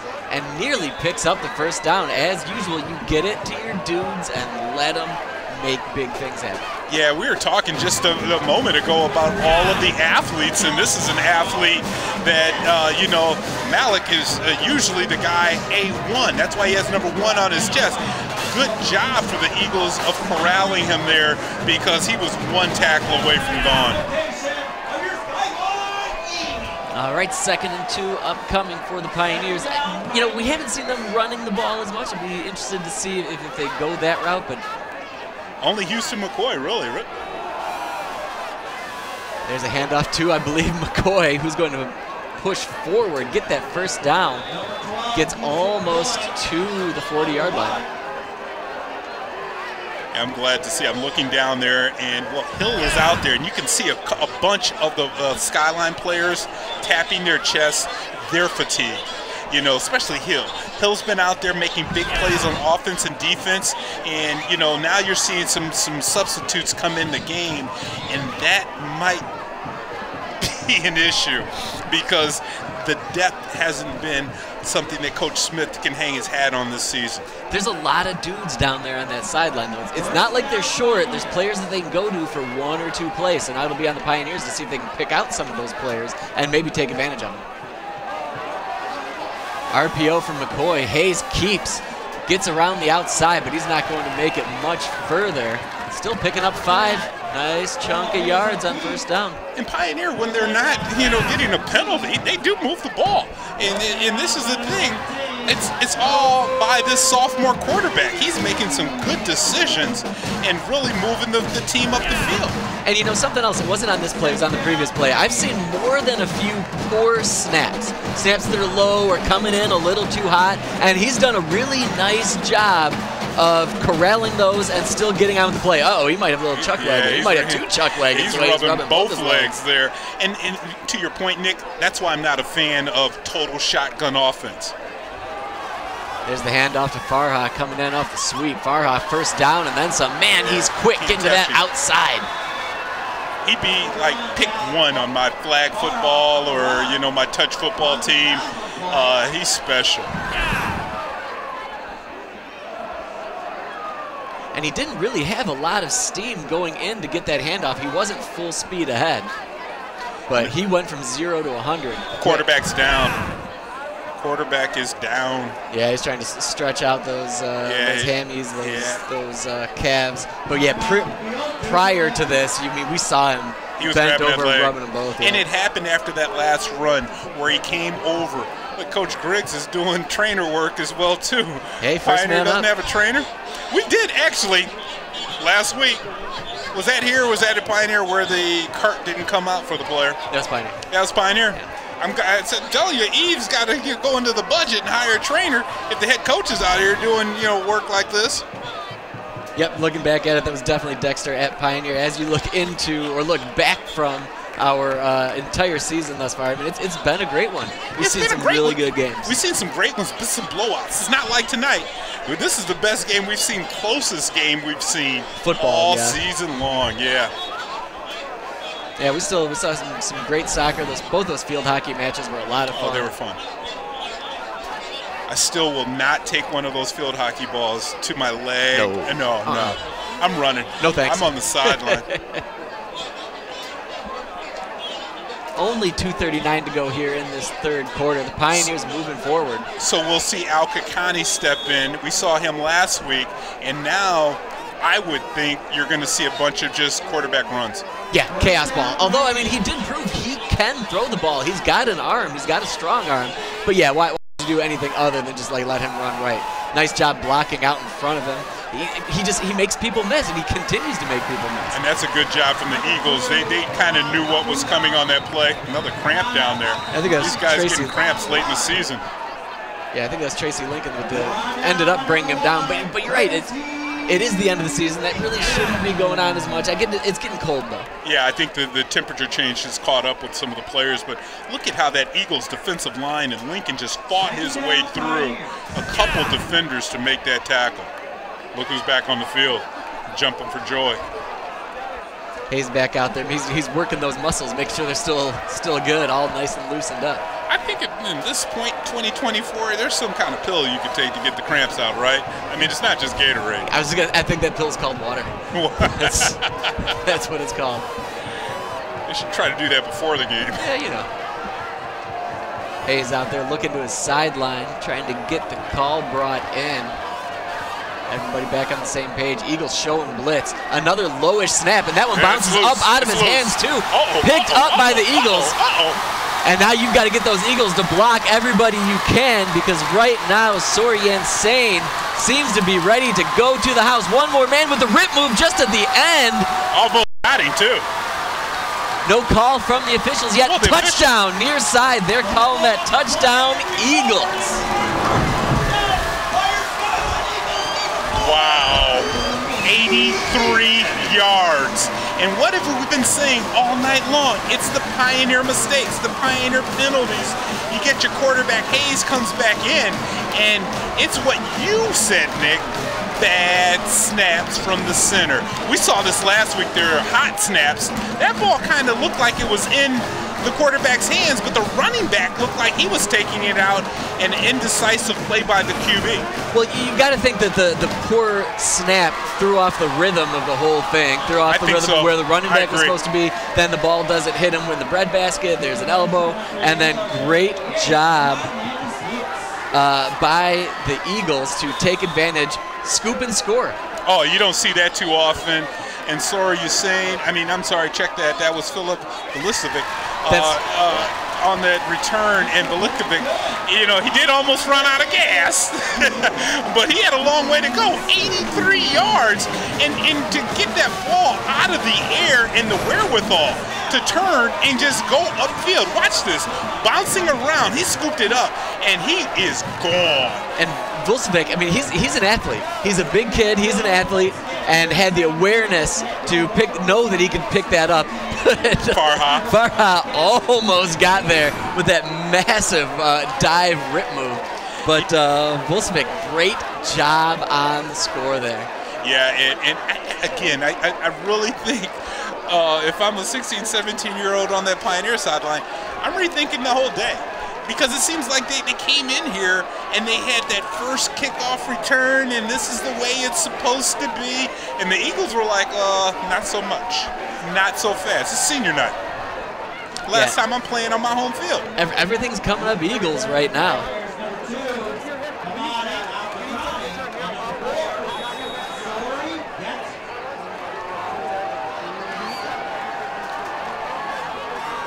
Kickoff Eagles here, and that one is way out of bounds. Yeah, I mean, that's I don't know if I've ever seen a kick that out of bounds. That almost went in the crowd.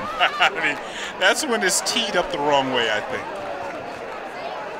Yeah, that one's a new one on me.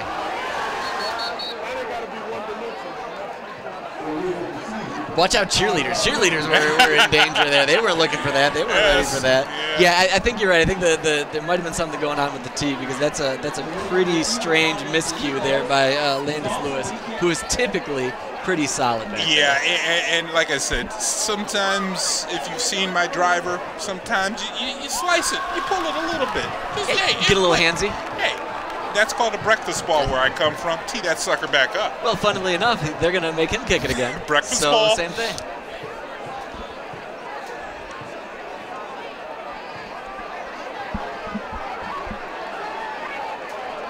Now 1:20 to go here in this third quarter. Landis Lewis will kick this one away again. Yeah, and you know what? I wouldn't be surprised. I wouldn't be wrong or mad if he kicked it onside. These guys are ready to go home or start their weekend. Pioneer faithful not feeling this right now. Not cheering their guys on either. Fairweather fans. Another one way left. Oh, that hit in the second row. I mean, again, I can't be speechless because this is kind of my job, but that is almost like a driver where you just keep shanking it and you're like, what's going on? Well, he's trying to kick the ball away from Al-Kakani. So Al-Kakani's on the other side of the field, and they keep trying to kick it over. Is that Hussein, number 4? And he's the only one over there, and you can see at the bottom of the picture. Look at Coach Smith. Coach Smith. Coach Smith is like, we need to rethink this. Yeah, and he's pointing to where he wanted the ball to go to. So again, You're giving up field position to the Pioneers. I don't think Coach Smith is that upset, though, because he's got a big leg kicker. Yeah, that's fair. But, I mean, also the way he's kicking it, it's not just going into that corner. It feels like it's knuckling. It feels like he's not kicking it from the bottom. It's more of a midway kick. So there might be some spin to it. There might be some knuckle to it. Wow, we got a different kicker coming in now. That's interesting. That one, textbook. High, deep. Great job, Al-Kakani got it, slips, but still gets up and gets a chance for a return. And a big return as he gets almost to the 50-yard line. I think, wait a minute, Al-Kakani, you can't do that, buddy. I mean, he's stepping over Silkworth. Silkworth was the one that took him down. Look at Al-Kakani still trying to get after that big fella. Still bugging him. I don't do that if I'm a young guy. Good job of staying on your feet, because he's about to lose a lot of yardage going down there for that scoop. But watch this at the end. You know, Silkworth takes him down, and he's got words for Silkworth. And look at that. The coaching staff has to pull him back, but they don't seem to have control over him, because after that, he started chirping again. Yeah, so this just continues to go back to these Pioneers just seem rattled, and it's not going to get any better. Yep. And they got a penalty on it. So, I mean, that's exactly what the officials are supposed to do. Yeah, you can't keep getting these penalties. You can't keep letting them get after you. Hayes getting chased by possibly the biggest man in Washtenaw County right now. Still got it up and caught. Wow. Turns, and that's a touchdown for Mezzago. Are you kidding me? Pioneers answer in fashion. Gonzaga comes and just took the ball away from the defender. That ball was up there for a year. Again, Pioneer, you got to act like you've been there. Get off the field because you're racking up the unsportsmanlike penalties. Watch this. If this defender is any smaller, he could have put a little bit of pressure on Hayes, because Hayes was able to unleash that ball and get it out there. And just the way that these guys dialed it up over there. Look at it, they're smiling and cheering now. That woke them up. Yeah, that didn't take much, right? That's easy. This is fun now. This is fun again. Hayes did a nice job of keeping his composure, like you mentioned, staying away from clearly a massive lineman coming after him. I think he's just used to having so much mass, like just gravity pulls the players into him. And now game getting a little interesting again. Yeah, and that was Wamsley, Brandon Wamsley, that was coming to chase him down, and look at him. He was looking to get home, but just a better pass there and put it where your athletes can make a play. Well, and the thing about Hayes, I mean, just a great throw, right? That's not a short throw. Put a lot of strength into that. Not a high arcing, everybody just go get it. He had purpose on the depth. Exactly right. He can see his arm. He has a cannon, and he has trust in his receivers. So he doesn't feel bad throwing the ball up down the field, even when there's a man in the vicinity. There were two Eagles down there, so he had no problem. Band trying to fire people up now, right? Right, now it's our turn to answer. Yeah. We scored, we're feeling great, everything's going our way. All right, they got one, our turn. It's like a boxing match. Back and forth. Back and forth. 1 minute to go here in this third quarter. But again, it started by that kickoff return from Pioneer. Even though they got the penalty that moved them back, great field position at midfield. So let's see if they go back to their old tried and true after their penalty. So what? Somebody's going to blow a hammy. They're just thinking to themselves, like, all right, well, let's get back into the routine. We're not going to let the penalty defeat us. Squibbaroo down to about the 30-yard line. Nice job, Smart. You said it right there, and it's exactly the first thing in my mind. Just fall on it. It's fine. We got solid position after that.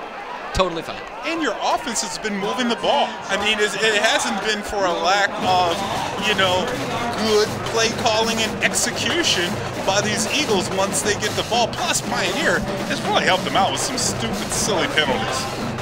Right. I feel like the onus right now, in more ways than one, is really on this Pioneer defense. They've got to make plays. They've got to keep up with what the Eagles are doing offensively, but they've got to play clean. And keep their mouths quiet. Just get back to the huddle. Yeah, just stay focused. Stay focused in on what you're doing. Spread offense as usual with Donnie Hill under center. Hill handoff up the gut. Shelf runs with purpose, makes men miss, and now we talked about his speed. There it is. Oh, tripped up right at the 10-yard line. Sorry, Yassine saved his touchdown. But you gotta, that was almost a 70-yard jaunt right up. We are seeing haymaker after haymaker in this game. Watch how he just burst through the line. I've talked about it all night, how the Pioneers come up. That play though, Nick, they were back. They didn't have all the guys in the line of scrimmage, and just one shoestring away from 7 for 7. And Schultz was thinking the same thing. That you could see he was on his knees. He looked up, and it's so close. And I think he might have been looking towards us too, because we were saying that he wasn't fast, and he proved right there. He sure does did. have he speed, sure did. but still a power run. He broke through so many guys to get to where he was at. That one got away. Donovan Hill cut that. Yeah, he might be down for a minute too. He took a big blow, and this is not good for the Eagles faithful. I mean, and hopefully he just got the wind knocked out of him, because the way he turned into several different players and just gets pancaked. First, we'll see that one shoestring tackle, and I mean back of the hill, last shoestring. That's definitely, man, just right? fingertips on those cleats. Holy cow. And the stadium's very quiet now. I mean, Hill's been doing it on both sides of the ball, on offense and defense. Hopefully, like I said, maybe it's just something he's lost his wind. Don't want to see him. The trainer's out there for too long. Well, they had players, I think it was Shannon Anderson-Reed out there. He was calling the sidelines over almost right away. And it looks like he's on his feet right now, getting talked to. Oh, actually, that's the wrong huddle. That's the huddle where Hill's at over on the other side. Right, you've got all the players, you got all the dudes down there in their huddle, and then you've got all the staff, all the trainers out there with Hill. And you talked about it. We saw this team before earlier in the year, and Schurer was playing quarterback, so they definitely have some other players that can come in. Hill, though, is so dynamic with his feet and arm. Watch this play, and he just turned right into two players, and I think it was big 58. It's tough to see from that wide angle. I mean, you said maybe it was just something with his wind, but it didn't feel that way when he tried to get up. I'm curious if something happened with that left knee or left ankle. Like he got stuck? Maybe. Well, let's take a look at it one more time, because Garcia does come down on him right here. See how he's coming right down on him? And his shoulder is right into the left or right shoulder and stomach area of Hill, but that left leg isn't moving at all. You're right. Look at that left leg is just dangling down there. Yeah, I really truly hope that he's okay, because he efforted to get up a couple of times, and he just seemed like he didn't have it. And you're right. You talked about the faithful. That's all of his classmates, all of his people he goes to school with out there. The Skyline faithful looking on. And might be worth taking a break here on that. Although, now it looks like they're going to go ahead and bring out the. Yeah, let's just go to break.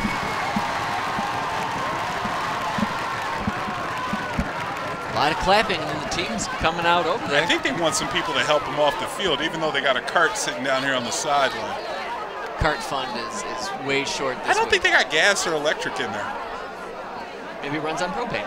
Either way, yeah, it's that left ankle, it's that left foot. Yeah, it's just dangling there, right? Not any pressure on it.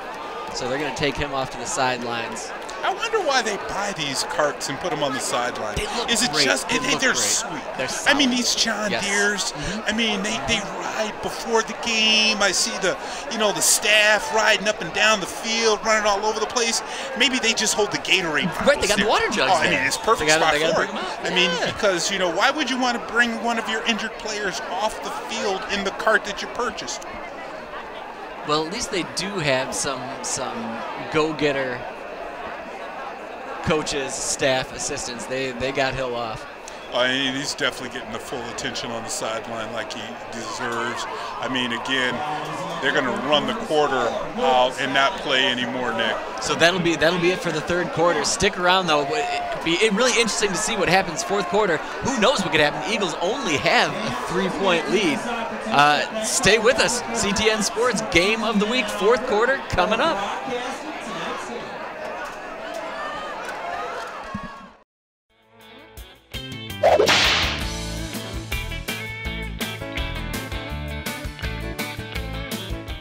Hi, I'm Nick Hutchinson, City Engineer for the City of Ann Arbor. I'm here to show you our new pavement condition dashboard. The city evaluates the condition of our roads every 2 years using a system called PACER, which rates the pavement condition on a scale from 1, which is the worst, to 10, which is a brand new road. The dashboard you see here contains data that was collected in 2021. It shows the average ratings of our major and our local streets, along with the number of miles that fall into each of those rating categories. You can use the map on the right to zoom in on individual streets and click on them for more information. To utilize the dashboard, visit a2gov.org/A2 pavement condition.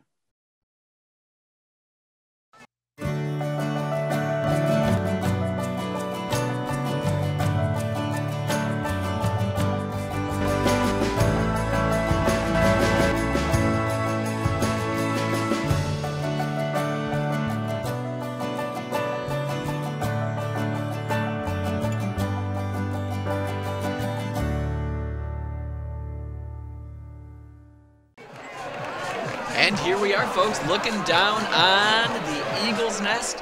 Home faithful are jazzed up. The Loving Eagles it. up 24-21 with the fourth quarter yet to play. Yeah, it's going to be a big fourth quarter. It's going to be interesting to see. Is it Nick Shearer under center there? Haven't got quite the correct Oh, that's angle. Shelk. That's Shelk. They might just run some wildcat or do some quarterback direct keeps. Yep, he's got a man blocking out in front of him, but the Pioneers are absolutely ready He's for hard that. to bring Doesn't down. matter. Look at Shelk just breaks tackle after tackle, carrying dudes with him and gets something happening. I cannot believe that he made something out of that. He's a fun player to watch. Just incredible. I mean, the Pioneers knew that was happening. They were ready for it, and he Look still at busted through. The defense is flowing that way. And watch the contact. Run after contact. I mean, he is a powerful guy. And like you said, if they can't bring in the quarterback that they had get him to this point, Shelk has been running the ball hard. So back out there from the gun, and you know this is tough coming in as cold as you can get, but he's ready to go. He's got it left. He sees a hole up the middle. No go on that run though. You know, I wonder how big the playbook is when you have your second string quarterback come in who's really a running back, who doesn't study that playbook all week long. We saw the variety when Hill was in there. I mean, the playbook was wide open. Yeah, if Shelk stays in there, I'd be shocked to see him actually go back and throw the ball. And here we go on 4th and 5. They're going to go out there and try to kick another field goal. Johan Landis-Lewis, he already absolutely smoked his first field goal attempt. Yeah, we don't have netting on this side of the field, so somebody should run over on Miller because he's about to pound this ball over the tree line. Pioneers doing their best to try to distract. Landis-Lewis just chip Bye-bye shot ball. as easy as you can make it. It felt like he barely put any effort into that. He's just got a strong leg, great form, put that in, and now a 6-point lead for Skyline. A nice, comfortable lead, but still only up one score. Well, one touchdown. And it's scary for these Eagles because they've allowed big plays to happen, right? The kickoff is going to be telling because the kickoff has really put Pioneer in position each play. Watch where this ball lands. Watch this tree back in the back. Poink. Yeah, that had another 15, 18 yards I told on you, it. get over on Miller. Easy. Oh, man, Easy. M14, that ball was heading that way. So Landis-Lewis is kicking it off, and let's see if we have any directional kick going on. Oh, a little See, squib. that's Hits what the I've been guy waiting right for. up front. Been waiting for that. Smart play, right? bounce that ball down there, get it out of the player that can really hurt you the most. Al Kakani has been doing damage. And they're still talking. Still gabbing the whole way. Hey, it's the fourth quarter, crosstown rival. You don't go to school tomorrow. So, yeah, you're talking. That was almost another turnover for the Eagles. Yeah, that Pioneer player was not expecting that. He was all sorts of turned around, and it just banged off him. A smart kickoff there. I mean, this is worst field position that the Pioneers started since I can recall them kicks. A lot of players out there for the Eagles. Seems that way. Maybe that's just the way it looks from up here. RPO, Hayes gets off to his right. Harassed by 2 players. We've got a flag on the play even after Menzago makes a couple of guys miss. Continues to keep going. I believe they're going to say stepped out at about the 18-yard line. Did he hurt himself jumping into the end zone? Oh, my goodness. Yeah, I mean, he blew a tire getting into the end zone. And let's see, this got a flag way back here. And what do we say? Big plays are what have kept Pioneer in this game, and another huge pass play. It's not going to count, though, because it looks like one of the linemen were downfield. Can we see? You see 66 running in. It looked like he dove in the end zone and hurt himself. Or I think he might have hurt himself, and that's why he dove in. Let's see. I think he had a head of steam going. You got all kinds of linemen downfield. The chuck wagon got him, and then he just kind of tumbled in. Let's see at the end here. He's running. He's running. He's running. He's running. He's running. Ow. Right, because he was still going, and then he went to hold it. I've never seen a goal line tackle anyone like that. Yeah, the pylon clearly reached out and gave it to him. But as you ascertained early on, that's a penalty on the Pioneers, and a big play is erased. Now they're looking at 1st and 15. Good run. Hand off McCoy. Yeah, we've seen McCoy make a lot of solid plays. Why? I mean, I would think Pioneer would be patient with the ball and call more running plays like that. Even though the pass plays are big, your running plays are successful, and you're keeping the Eagles off the offense off the field. Right, we're getting to the point. There's 9:30 to go here in this 4th quarter. It is going to be a possession clock game here pretty soon. So why not control that clock? And like you said, just run, get these chunks of yards, and see what you can do. Eat up as much clock as humanly possible. That'll be offsides on the Eagles. Big man was getting hungry there, going after it. Brandon Wamsley on the call there. That's kind of hard to miss him out on the field. I mean, especially when you're right over the nose of the ball. And you can see the quarterback did a hard clap with his hands and got that extra 5 yards, free 5 yards.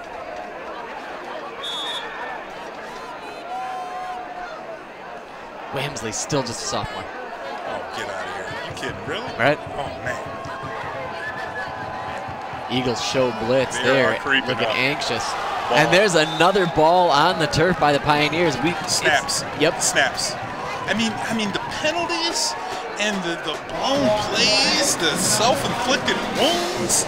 Pioneer is really not doing themselves any, and that was a low snap. I mean, they're not being consistent. But I tell you, the way that we've seen Pioneer the last couple weeks against Dexter and tonight, I've seen at least 10 balls on the ground. Right, and the first half they did a really nice job of working around those miscues. They'd get it off the turf and still make a play, but this second half it's just happened too much, it seems like. Hayes now, time in the backfield. Here comes Wamsley looking for him again. Still has time, gets a block behind him. Hayes gets Farha, and that should be a first down if they're calling that good. Well, first down right at the 50. See, another one of the athletes for Pioneer. Their roster's filled with them. Farha comes back. Good job by Hayes keeping his eyes downfield as he's scrambling, and he slows down and sees Farha coming back to him. Nice play all the way around. And the Pioneers, I mean, they have done a nice job of taking advantage of this man defense from the Eagles at times, right? Like they're getting those times because the pressure isn't coming to them. So, like you said, those athletes are going to make those plays to, in theory, get open. And here's Hayes one more time into pressure, though, looking for Farha. Maybe not the best idea for a pass there. Granted, that was out of bounds and towards the direction where only Farha or no one was going to get that, but into double coverage, not my favorite. Yeah, I didn't like this one because it looked like he went right to the man that he was going to throw it to. A guy underneath Farha looked like he only had one player on him. If not, throw that ball away and live to play another down. And now we've got another player on the field. That's Hayes now. What are these kids eating and drinking during the middle of the day? Just thinking to that. Cramps. I've never seen the cramps like this. Thinking that. Got all of the Gatorades and all kinds of flavors you can be drinking on. Yeah, they need just more hydration all day, start to finish, just hydration.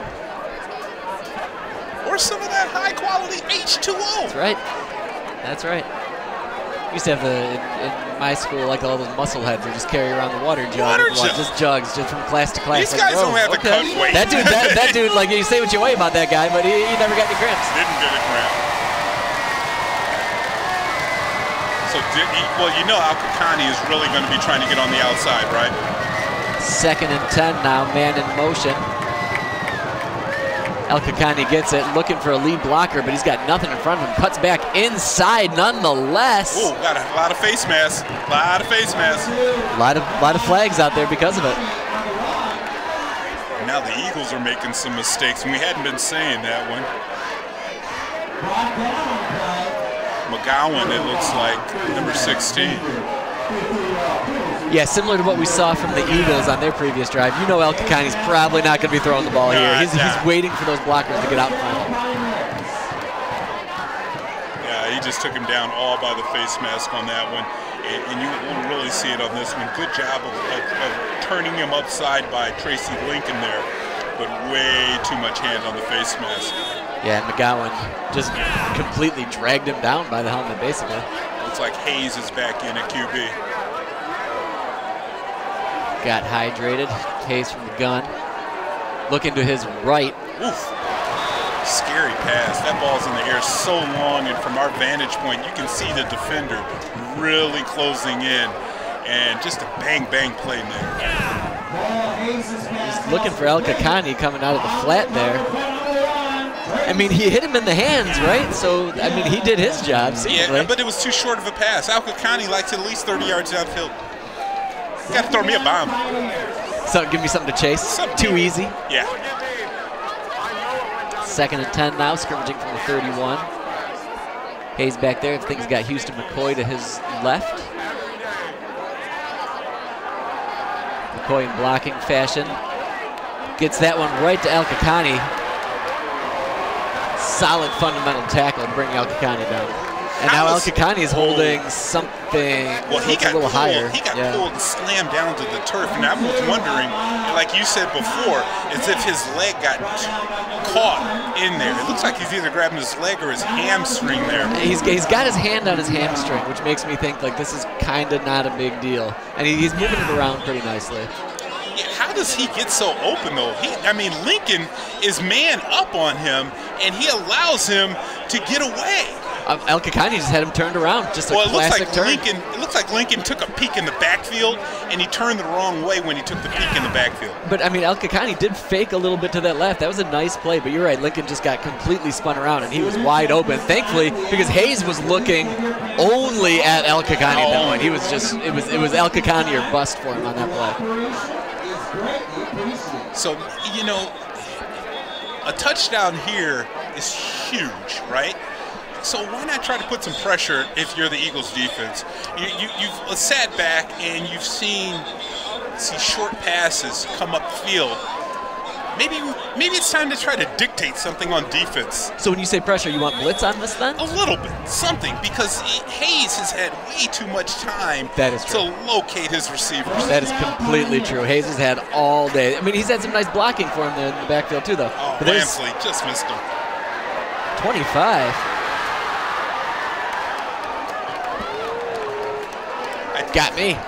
Yeah, and I thought that was 25 on the run there. And it's got to be a young kid because we don't have him on our roster here, unless they just switched up numbers. They may have just switched up numbers on him. Nonetheless, nice run. Nice run. And the Pioneers will have first and goal from the 5-yard line, 7 minutes to go. And now it'll be tough for the Eagles to do what you were trying to say. Yeah. Try to dictate the play and come in and blitzes. It's a lot Find the easier ball, to say to do find the that ball. there. Couldn't find it. And that's Jackson Paul McDonald, another offensive player who we have not said a word about to this point, but he gets in, but we've got a flag. And it's in the end zone. So I wonder is it post-possession? Because there's been so much talk going on. And if there is, I wonder if it's going to be assessed on the kick or the kickoff. It is on Pioneer. I mean, he got in. Oh, we had to run it a little bit longer, and we may have seen some of that. Yep. He said the special word. Because it was 13. It was Paul McDonald in the end zone. Yep.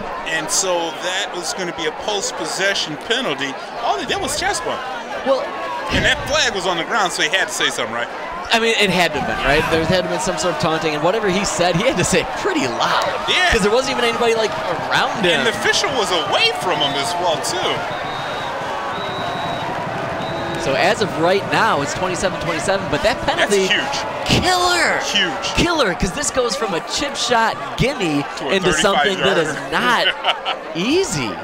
Yeah. And that's the difference between tied and ahead. Another flag on the ground? There is, but I think something about ground. maybe he just lost his flag. Oh, no, it's sideline.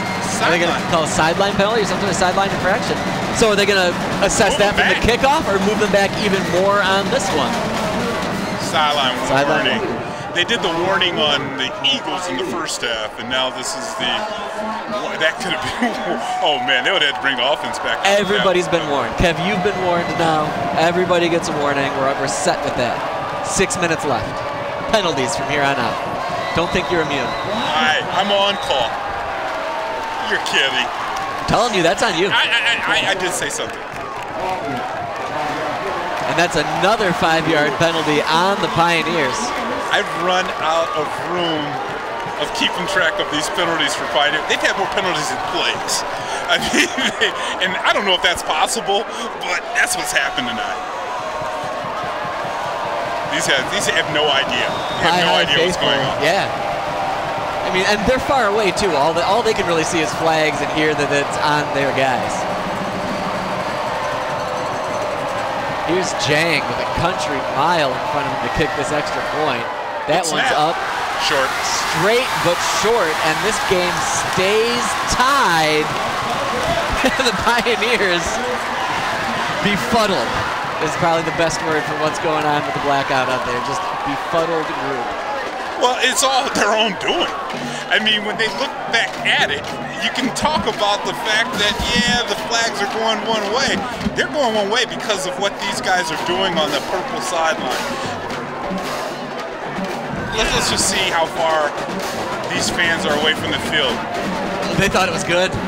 From their angle, yeah! It was good. No, it's not. I don't think it was straight. It was straight. They had that going for them. But yeah, they have not the best angle in the world to see that go through. Maybe you got to watch the referees before you celebrate too much. But I get it. You're excited. They're into it, right? Hey, that's the point. That's the point. They're here. Exactly. We were complaining that they were starting to get disengaged. No. They're into it. Man, 6:54 to go here in this fourth quarter.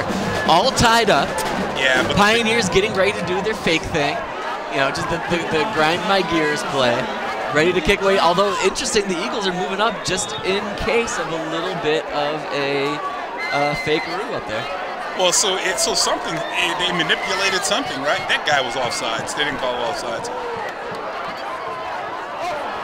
Silkworth. Bounces right up into Silkworth's hands. A little bit of an extra after. Oh, don't do that. Don't do that, Silkworth. You're going to get a penalty.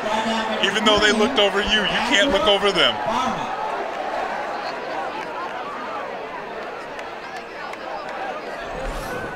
Watch this. Watch up the top of the screen. This guy's way offsides. He's offsides. Call it. You got a lineman down there for a reason. Happened too fast, or maybe that's what happens when you do the fake every other time. The lineman off. Yeah. The line judge off. Maybe they just showed me, like, hey, we can get away with some penalties. Well, and also they did manipulate the return. Yeah. The return team came up a little bit. Look, this is going to be tough. Huddle. Yep. This is going to be tough now. Now you got just your second string quarterback in that playbook is not as big, and everything's all tied up. And so we'll see what Shell can pull up here. Keeps it. Not the biggest surprise in the world, but those Pioneers, they're ready for it. I mean, they're just going to come and push up on that, right? Yeah, and the thing is now they have to be sound in their tackling. I mean, because Shellick, he'll run right through the first guy. But again, with the playbook being so small, it allows Pioneer to just guard the edges, push everything into the middle. I'd love to see, like you said, Shellick just try to throw a pass here. I mean, I think that would probably catch pretty much everyone off guard. It would catch me off guard. And catch an eye on number 2. Devion Hayes came in the game late. He came in with the play. They're taking a lot of time to get set up, so this isn't just your average everyday, I'm running left. A lot of conversation going on in that backfield. Just a loaded backfield, too. Just a lot of dudes back there before that wide receiver got out. Smart play going the hard count. Shelk tries to go left out around the edge. Nothing doing though. Pioneer edge rushers ready for that as well. And now we got 3rd and 15. Yeah, and one thing, I did like the run because it keeps that clock running and it shortens the game down. But man, definitely need a play that can get you some yards, and that wasn't it. You see him running towards the outside, coming up Farha, setting the edge, and turning that play back into the pursuit. And it is tough because those offensive linemen, we're in the 4th quarter here, those guys are tough. They're probably gassed. Yeah. So to continue to just punish away on them, it's going to be tough for them to open up the correct hole that Shelk needs there. Well, this has to be a pass here. Got a few. There it is. That's not Shelk, though. Who is that? Throws it out to Silkworth, and Silkworth, no good, but that was not number 7 under center on that one. They tried for Silkworth down the field. There was an arm underneath of it.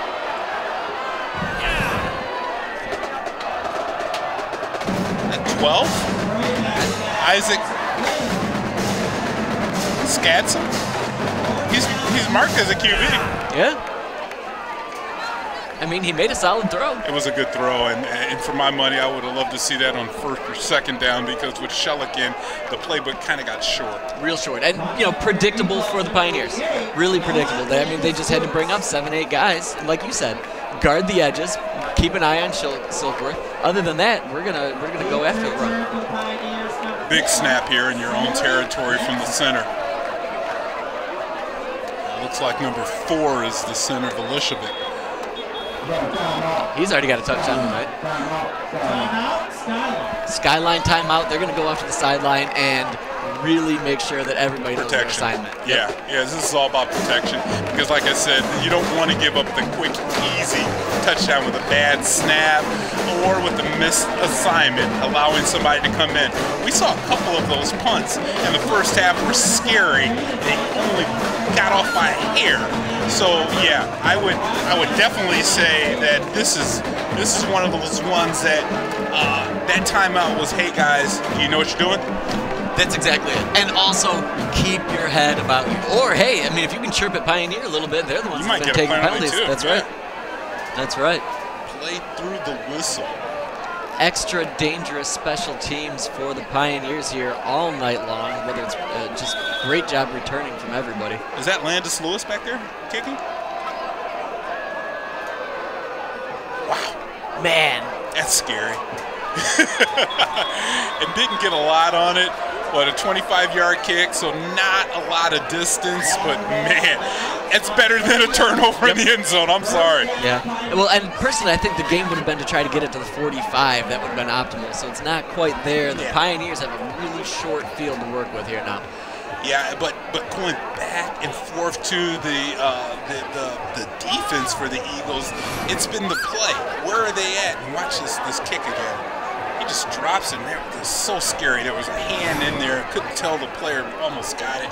But getting back to this Pioneer offense, you know, they've been throwing the ball, plus their quarterback, Hayes, has been running the ball. So, I mean, you got to keep your head on the swivel if you're on the Eagles' defense.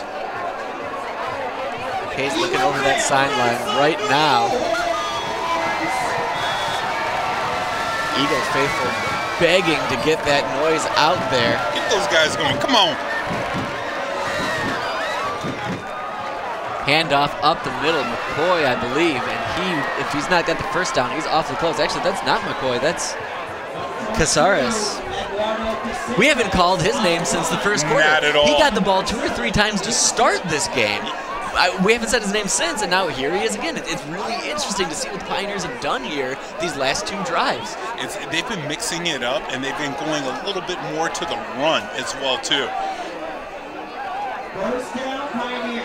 Don't look like they're in too much of a hurry because the clock is moving. 4:34 to go here in the 4th ball game, all tied up. It's Calais in motion there. Hayes looks right, looks left. I think he was expecting somebody to be there, and he is brought down in the backfield. Vucevic, excuse me. Wow. Vucevic came in, and he definitely, the play was just, it was over from the beginning. Watch this in the backfield. So much confusion. You. And it looked like at the beginning, at the end there, Hayes was going to try to shovel pass that ball away. Glad he didn't. Oh, man. Good things do not happen when you try to just shovel pass away. Just take the sack. I think that's written somewhere. Fine. Yeah. But that's the pressure I've been speaking about that the Eagles need. Speed up Hayes.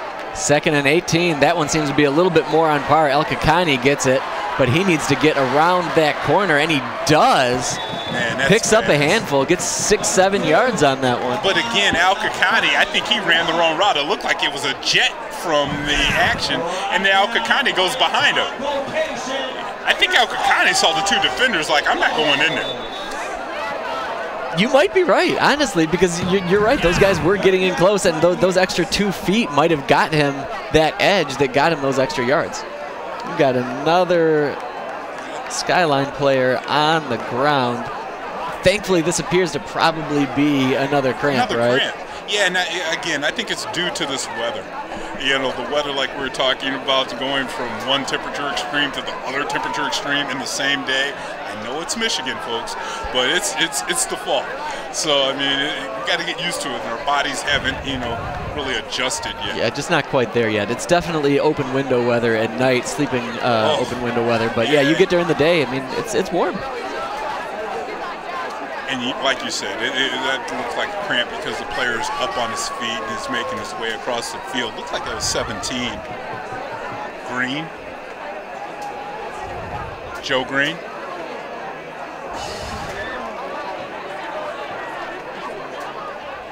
He's walking, but it looks like they're holding his arm, like they wanted to keep him up. Like, sometimes they do that for concussions. Yeah, I think just a little bit of a stability issue there. That's good. So Green gets off. He'll probably be back shortly. Got to get him in there. Get that Gatorade. Get you see the Gatorade hit him right when he hit the sideline too. Yep. All right, 3rd and 14 now for the Pioneers. Big 3rd down here. Yeah, I wouldn't be surprised if you saw a run out of the QB because you have 2 downs here. This isn't, hey, we're going to punt the ball territory.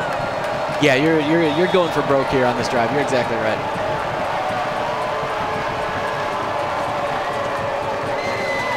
And then they'd make that play. Great hard count, head the clap. Love it. They're going to get 5 yards for that. And the 2 people that never should jump off sides jumped off sides. And it's the guys that are in the front of the quarter, front of the center. Wow, look at that. That was a false start. One official's calling it a false start. Yeah. And that's the official that has to run back over to the Pioneer sideline. Good luck with that. Yeah, Coach Gregg's not Would not want to be hearing that. We'll see what the call officially And Pioneer's is. been racking up these penalties. Oh man, we gotta take a look at that. Can we see that? Maybe here? Yeah, maybe here. Maybe here. Yeah. That's the only one I could see is Sam Frost right there, right in the middle. And you can't move, even with the guys coming in that play area, you still can't move. Yeah, at most that was a twitch, but I mean, it still happened. All right, 3rd and 19 now. They'll be throwing the ball. But you're right, they don't need to go all deep. They can just get a short pickup. Hayes wisely throws that one away, though. Now, this is where Griggs may punt this ball, because with the backup quarterback in, you're playing field position and clock. I like what you're doing. I like what you're doing. That's a smart play. We'll see if Coach Griggs has that situational play calling here. Yeah, and just nobody open. Good coverage downfield for the Eagles. And Velishevich comes in, and smart play there by the QB. Throw the ball away, live for another down. Yeah, he got out of that pocket, and you're right. He knew it was collapsing. He could feel those players coming after him. And you're right. It looks like they are going to punt this one away. I mean, they're on their 39-yard line. It's a ways away. I'd be interested to see if they kick this high, if they try to go off to the corner. I wouldn't even put anybody deep. I'd just let the ball bounce. Yeah, the Eagles showed no interest in anything to do with that. Ouch. The Pioneer hurt himself diving into the hill back there. But I tell you what, that was so close from being a coffin kick. I mean, I'd do that again if I'm Coach Griggs. Yeah, expertly placed. And, it's a game of inches, right? Like, really if that ball hits in just a slightly different way, that goes out. It's exactly what they want. Yep. Man. But now check this out. 3:02 on the clock. Ball in your territory. You have to run this ball to begin the drive. Love it when we show the replay of the punter. Let the punter get some love out there. Oh, so close. And then even there on the second bounce. Second hop. That was incredible. I mean, that was incredible. Good bounce for the home team. Yeah, that's exactly right. Maybe a little home cooking down there. They know how the turf goes. They knew to step away from it. That's a different QB in there. No, that's Schultz. That's Schultz still. Okay. I can't tell exactly who he's got to his right, but I mean, I think that's Lincoln. Gotta think that this is another run play. There it is, Lincoln out front blocking for Schultz. Schultz makes one man miss, then gets into that pile. He goes down, picks up 6.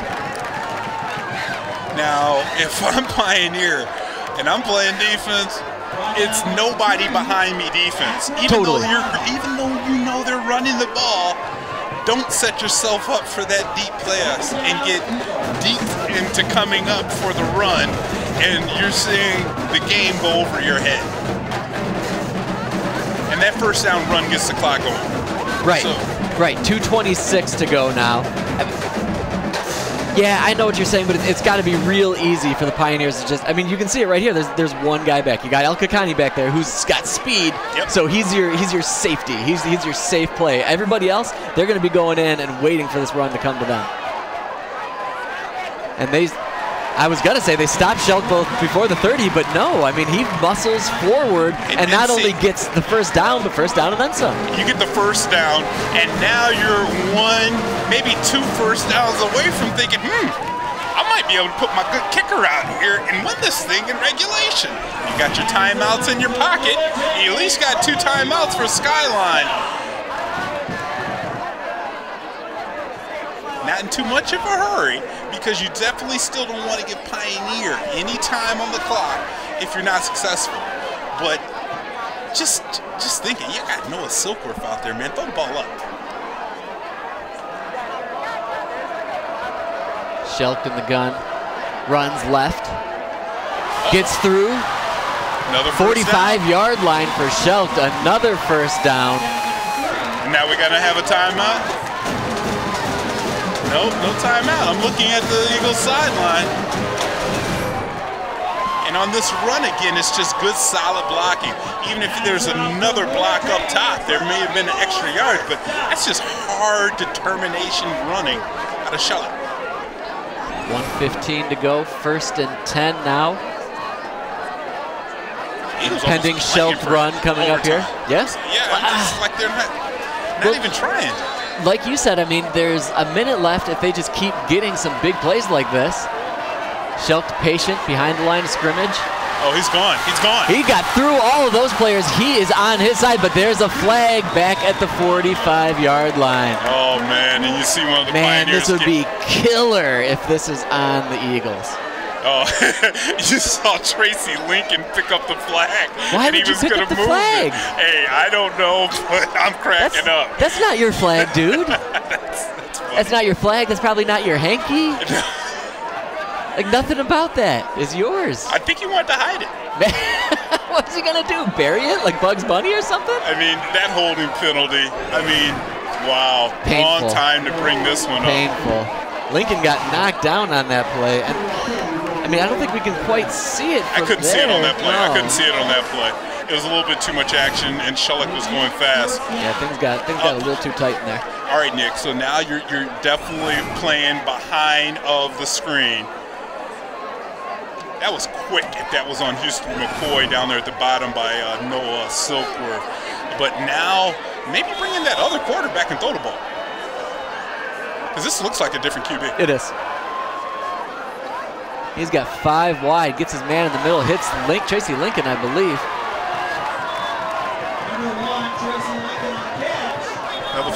Another flag on the play. Did he hit the quarterback late? Because that's where the flag is at, and that'd be huge.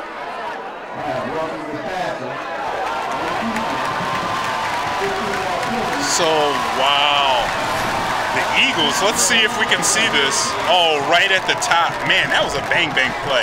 I'm not sure about that. We got to see that one again. Watch this. He throws the ball. He didn't get hit in the head. That was, after all the calls I've seen tonight, that was softy. That was a softy call. I mean, it was kind of tough to see even from that angle, but it might have been hands or arms to the head, I think is what it might have called, because it seemed like his arms were up a bit, but yeah, that wasn't as strong. No, it was definitely not that. 38 seconds to go now. Snap back, and that's... Got him. He's got a man open. He had his man beat, Silkwood.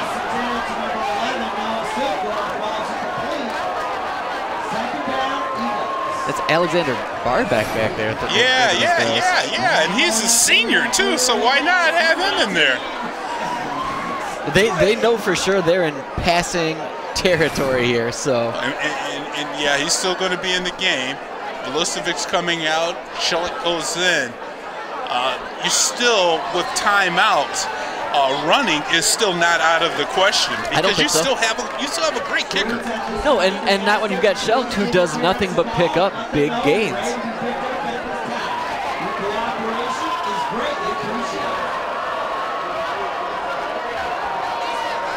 Here they come. Another deep throw. He's got his man beat. Oh, that's going to be pass interference. Yeah. I mean, he was all over him. That puts you in field goal range. Sorian Sane did everything he could do there. I mean, if he doesn't commit that penalty, dude's gone. Yeah. But see, that's why you throw the ball deep in late possessions, because you can either be rewarded with a completion or that. He was just hanging on to Silkworth, man. I mean, he's so big. Look at him. He's still trying to climb him. Mount Silkworth. 28 seconds to go now, and you're right. It's not crazy to think that they maybe just run the ball a couple of times, call some timeouts, and then try to kick it. You see Coach Smith talking to the quarterback on the sideline, coming in as Burbeck, and we didn't see him all year long. I don't believe it, QB. No, and that says a lot about the mentality of Coach Smith, having the faith in his player to go and do that, and that player to go out there and do everything that he can to help his team in any way that he can. Senior to senior. Love to see that play. And if I'm Pioneer, I might want to start thinking about trying to save some time. 28.8 if the clock is to be believed. 1st and 10. Barbeck keeps that one. tries to get out of bounds. It didn't even seem like he was trying to get any yards. It seemed like he was just trying to go out of bounds. That's going to run out, but they have 2 timeouts, so they'll call timeout. The thing I don't like about that play, Nick, is that's not your running. That's not your runner. Your runner's Shelley. And if you're definitely going to be running the ball like they do on this play, everybody knows you're running. You're running to the short side to get to the sideline. Put somebody in there that can, pound some of those defenders off of you, is what I'm trying to say. Another official confab down. They're trying to actually think if he went out of bounds or if they needed to burn that timeout. I thought he got out of bounds. It's tough to see the exact angle from up here. And even see, we don't play the NFL rules if you have to be going forward to go out of bounds. In high school, you go out of bounds, the clock stops. So let's see if he makes it. He Wow. was out. There's no doubt. And then you saw the official marked him. He put his hands in the air and said, "No, we're stopping the play." But then the ball got marked and the play got started again. You see Coach Smith, he's waiting for an answer. He's waiting to see if he's getting that timeout back, I bet. Yeah. That'd be huge. All right, 2nd and 16, and the field goal range is slowly drifting you can't away. Go backwards on this, and look who they put back in as the running quarterback. The guy. There's Shelk. Off to the left, had some blockers. Couldn't shake those tacklers like he has done so much tonight. He's brought down 13 seconds to go now. Booyah was a great job there on the tackle. Eagles had to burn a timeout there to stop the clock. I think they called that last one where he ran out of bounds and they didn't give him the timeout. And then this one, they did call their final timeout on. That's a great assessment of everything that just happened in a very confusing manner. And see, that definitely was. And on 3rd and 16, it looks like they're line up in field goal. They don't want to run another play. They're just ready to go out there. Well, they don't have any timeouts. Oh, yeah, no timeouts, so you definitely couldn't do that and, depend on you getting out of bounds. Well, this is where the rubber meets the road right here. Any cliche you got, all the marbles. Johan Landis-Lewis. Call timeout before he kicks it if you're Pioneer. Ice him. And keep in mind, Noah Scher, holder, quarterback. Yeah. Keep your eye on the swivel if they're going to call a penalty. On who? I don't know, but the Pioneers are very, very demonstrative in the back there. Did they have too many players on the field? You got 12 out there or something? There are 12 guys out there, I think. if my very quick looking count at the top of this screen, look at Coach Griggs looking down. I think they got 11. Okay. Okay, so maybe there is no penalty? Oh, the officials are icing the kicker.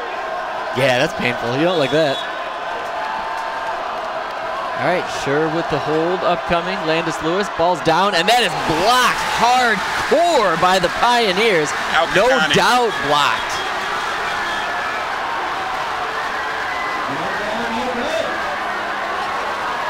And now 7 seconds to go. And the Pioneers love it. Let's take a look at this. Bad snap, and Al-Kakani just flew in there. Well, I mean, he did Superman. Yeah, and if it wasn't going to be Al-Kakani, there were several other players in there. I mean, that was just the jailbreak going after that field goal. And the Pioneer faithful loves it. High, riding high right now. 7 seconds to go. So they'll both get possession at the 10 and have an opportunity to score. Like it.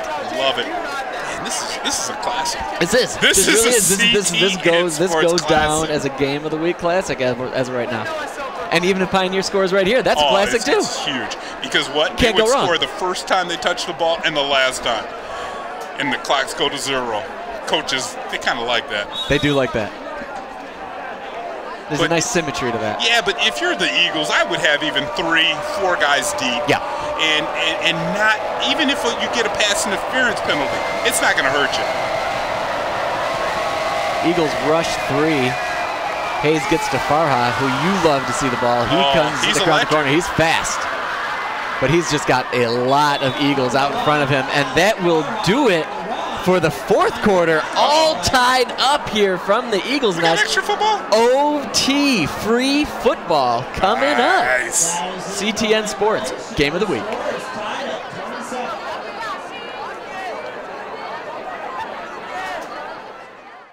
Two Pioneers converge on him as soon as he got about to the goal line.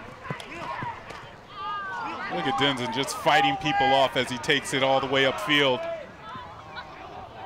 And Denson's trying to get into he might hit a little something for his, his efforts there. He did.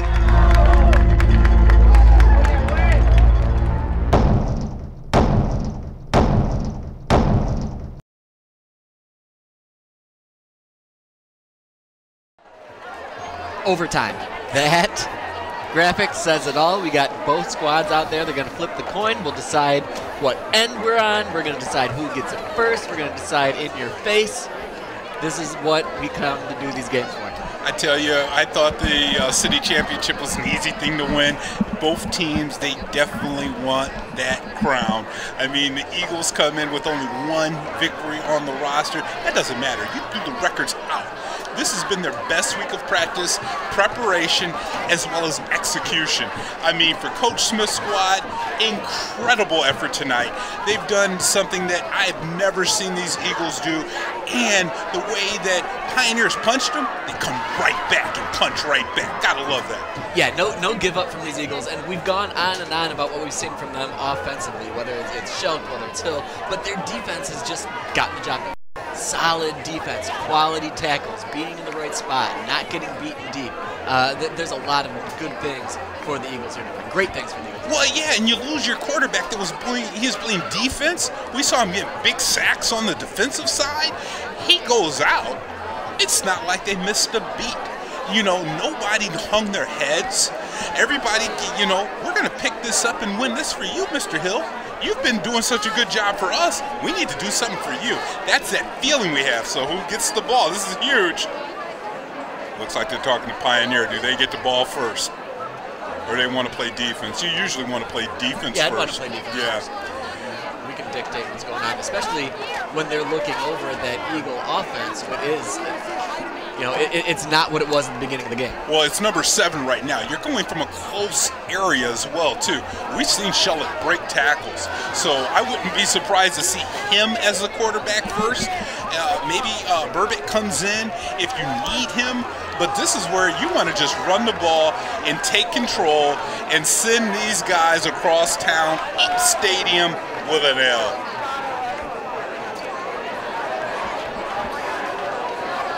The referee's going to talk to us here for a minute. Nope, he just wants the ball.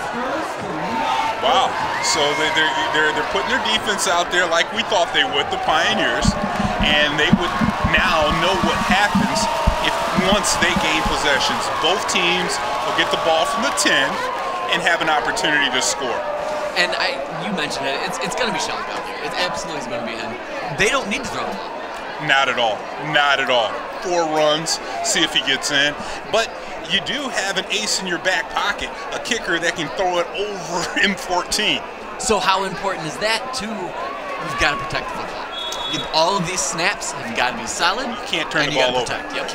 You got to get points. Because even if things don't go exactly the way you want, you should have an easy 3 points. Yes. That's exactly right. Not everybody can say that. And now if I'm the Pioneers, man, if I'm Coach Griggs, in that brief time that I had my guys over there, keep your heads. Yeah. Play smart. No penalties. Shelked up there, flanked by Lincoln and Hines. Shelked keeps Obvi. Tries to get around, but he is brought down and lost 2. I tell you, Nick, on this play, right when we take a look at it, if you look at the cornerback at the top of the picture who was guarding Silkworth, right at the snap of the ball, I was watching him, he jets right into the play. He's not even playing defense. Look at number 4. Yasin is like, he's backing up. No, I'm not guarding. I'm going after the ball. Yep. And now they're in the huddle, waiting for some players to come back in. Waiting for Hines, waiting to Shelk. Shelk left the huddle, went over to the sideline. He had literal instructions spoken to his face that he could walk back out onto the field. And I'm sure ball security was part of that conversation. Yeah, I don't think you're going to get anything too crazy here. They got 2 lead blockers. 2 big dudes. Oh, Shelk to the pass. He's got Silkworth over there. Knocked down.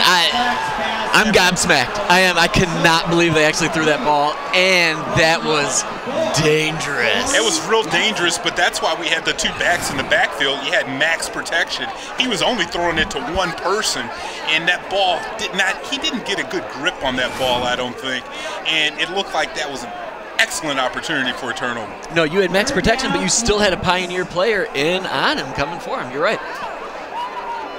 All right, 3rd down, 12-yard line. Got to score. Got to score, but you got to just run the ball. Put the ball in the middle of the field. I like the attempt there. Shelk rolls left. There it is. He's going to try to get away. Man in pursuit. Gets past one. Nice. Shelk does a great job of making magic happen, but there's only so much you can ask of one dude. I mean, he was naked bootleg off to the side, but good call. They were ready for it. I love the call there because it had the defense flowing to the downside of your pitcher to the left, and then he's turning around and backpedaling upside. Only one man to beat. He beats 13, but then the pursuit comes in, and that's Yassine. Silkworth, we're going to work on your blocking before the end of this game. Maybe that's the thing that needs to be talked about in practice this week for sure. All right, 27-27, overtime. And now they just have to make sure that what happened on the last attempt doesn't happen again, because the Pioneers were all over that last kick. And Landis Lewis is ready to go here. Good snap, Landis Lewis up. Good. Good, and then some. Good over the barn, and the Eagles have the lead at home on senior night. Well, that was success, right? You wanted to get points out of that drive. That's why you weren't afraid to put your offense out there for Coach Smith. Good snap, good hold, and of course, good kick. Now it comes to that other side of your team, right? The defense. I mean, you've been playing sound defense, but you can't give up that big play. And the big play is only 10 yards. You're playing this from the same end zone? Yeah, because after the coin flip, one team picks who's going to get the ball in defense, the other team picks the side that you want to play off of. All right. This is what we came to see right here. Overtime Pioneers. Here we go. Hayes from the shotgun. Things seem tight right now, but they're going to spread out here momentarily. They might have to call a timeout on the Eagles. They don't have enough players out there on defense. There we go. Now we got somebody hustling in there. Wait on him. Makai Gibbons hustles in to get there. Sophomore Makai Gibbons. Fans are all on their feet under now. Center. This has seriously got to be the first time all night. Handoff up the gut, falls forward, gets a few yards. Yeah, and see Casares. Now, Coach Griggs is leaning on that big offensive line of his. And yeah, I love the fact that the quarterback goes under center wide. You've been calling it all game. All of these poor snaps. And they can ill afford to have a poor snap in this position. Casares and that entire offensive line flows forward, picks some yards up, picks up 4. 2nd down now, scrimmaging from the 6. So much for that under center. That was fun while it lasted. Casares behind Hayes. Man in motion to his left. Handoff Casares. Casares breaks left, and that's going to be into the end zone nonetheless, and that will do it. Pioneers for the W. Man, I think that it's going to be tough to do a key player of the game, but I mean, that was an amazing finish for this CTN sports game. Yeah, they are going to call a face mask on the play. You saw it coming in right here at the end. Man, hey, if you're going to try to stop the guy from getting the end zone, you do everything you can. Our school, our field, yeah, they're about to jump down. They're trying to keep those fans in the stands. We're going to take a quick break as Nick makes his way down to the field and pick out our key player of the game. Man, this was fantastic. We'll see you in 1 second, folks.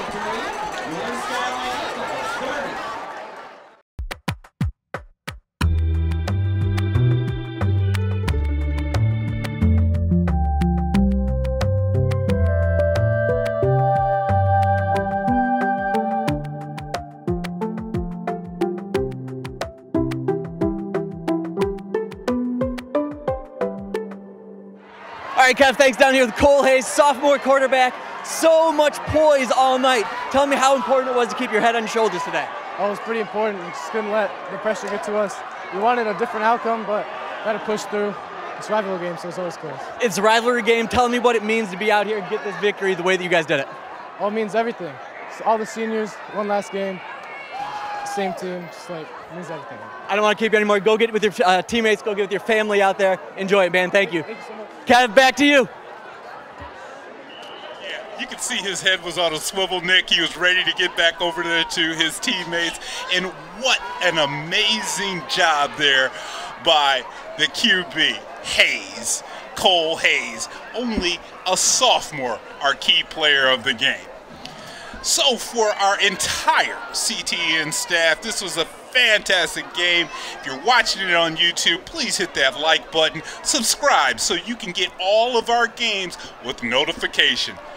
For Nick Wisniewski, I'm Kevin Bryant. Until next time, we'll see you here on CTN Sports.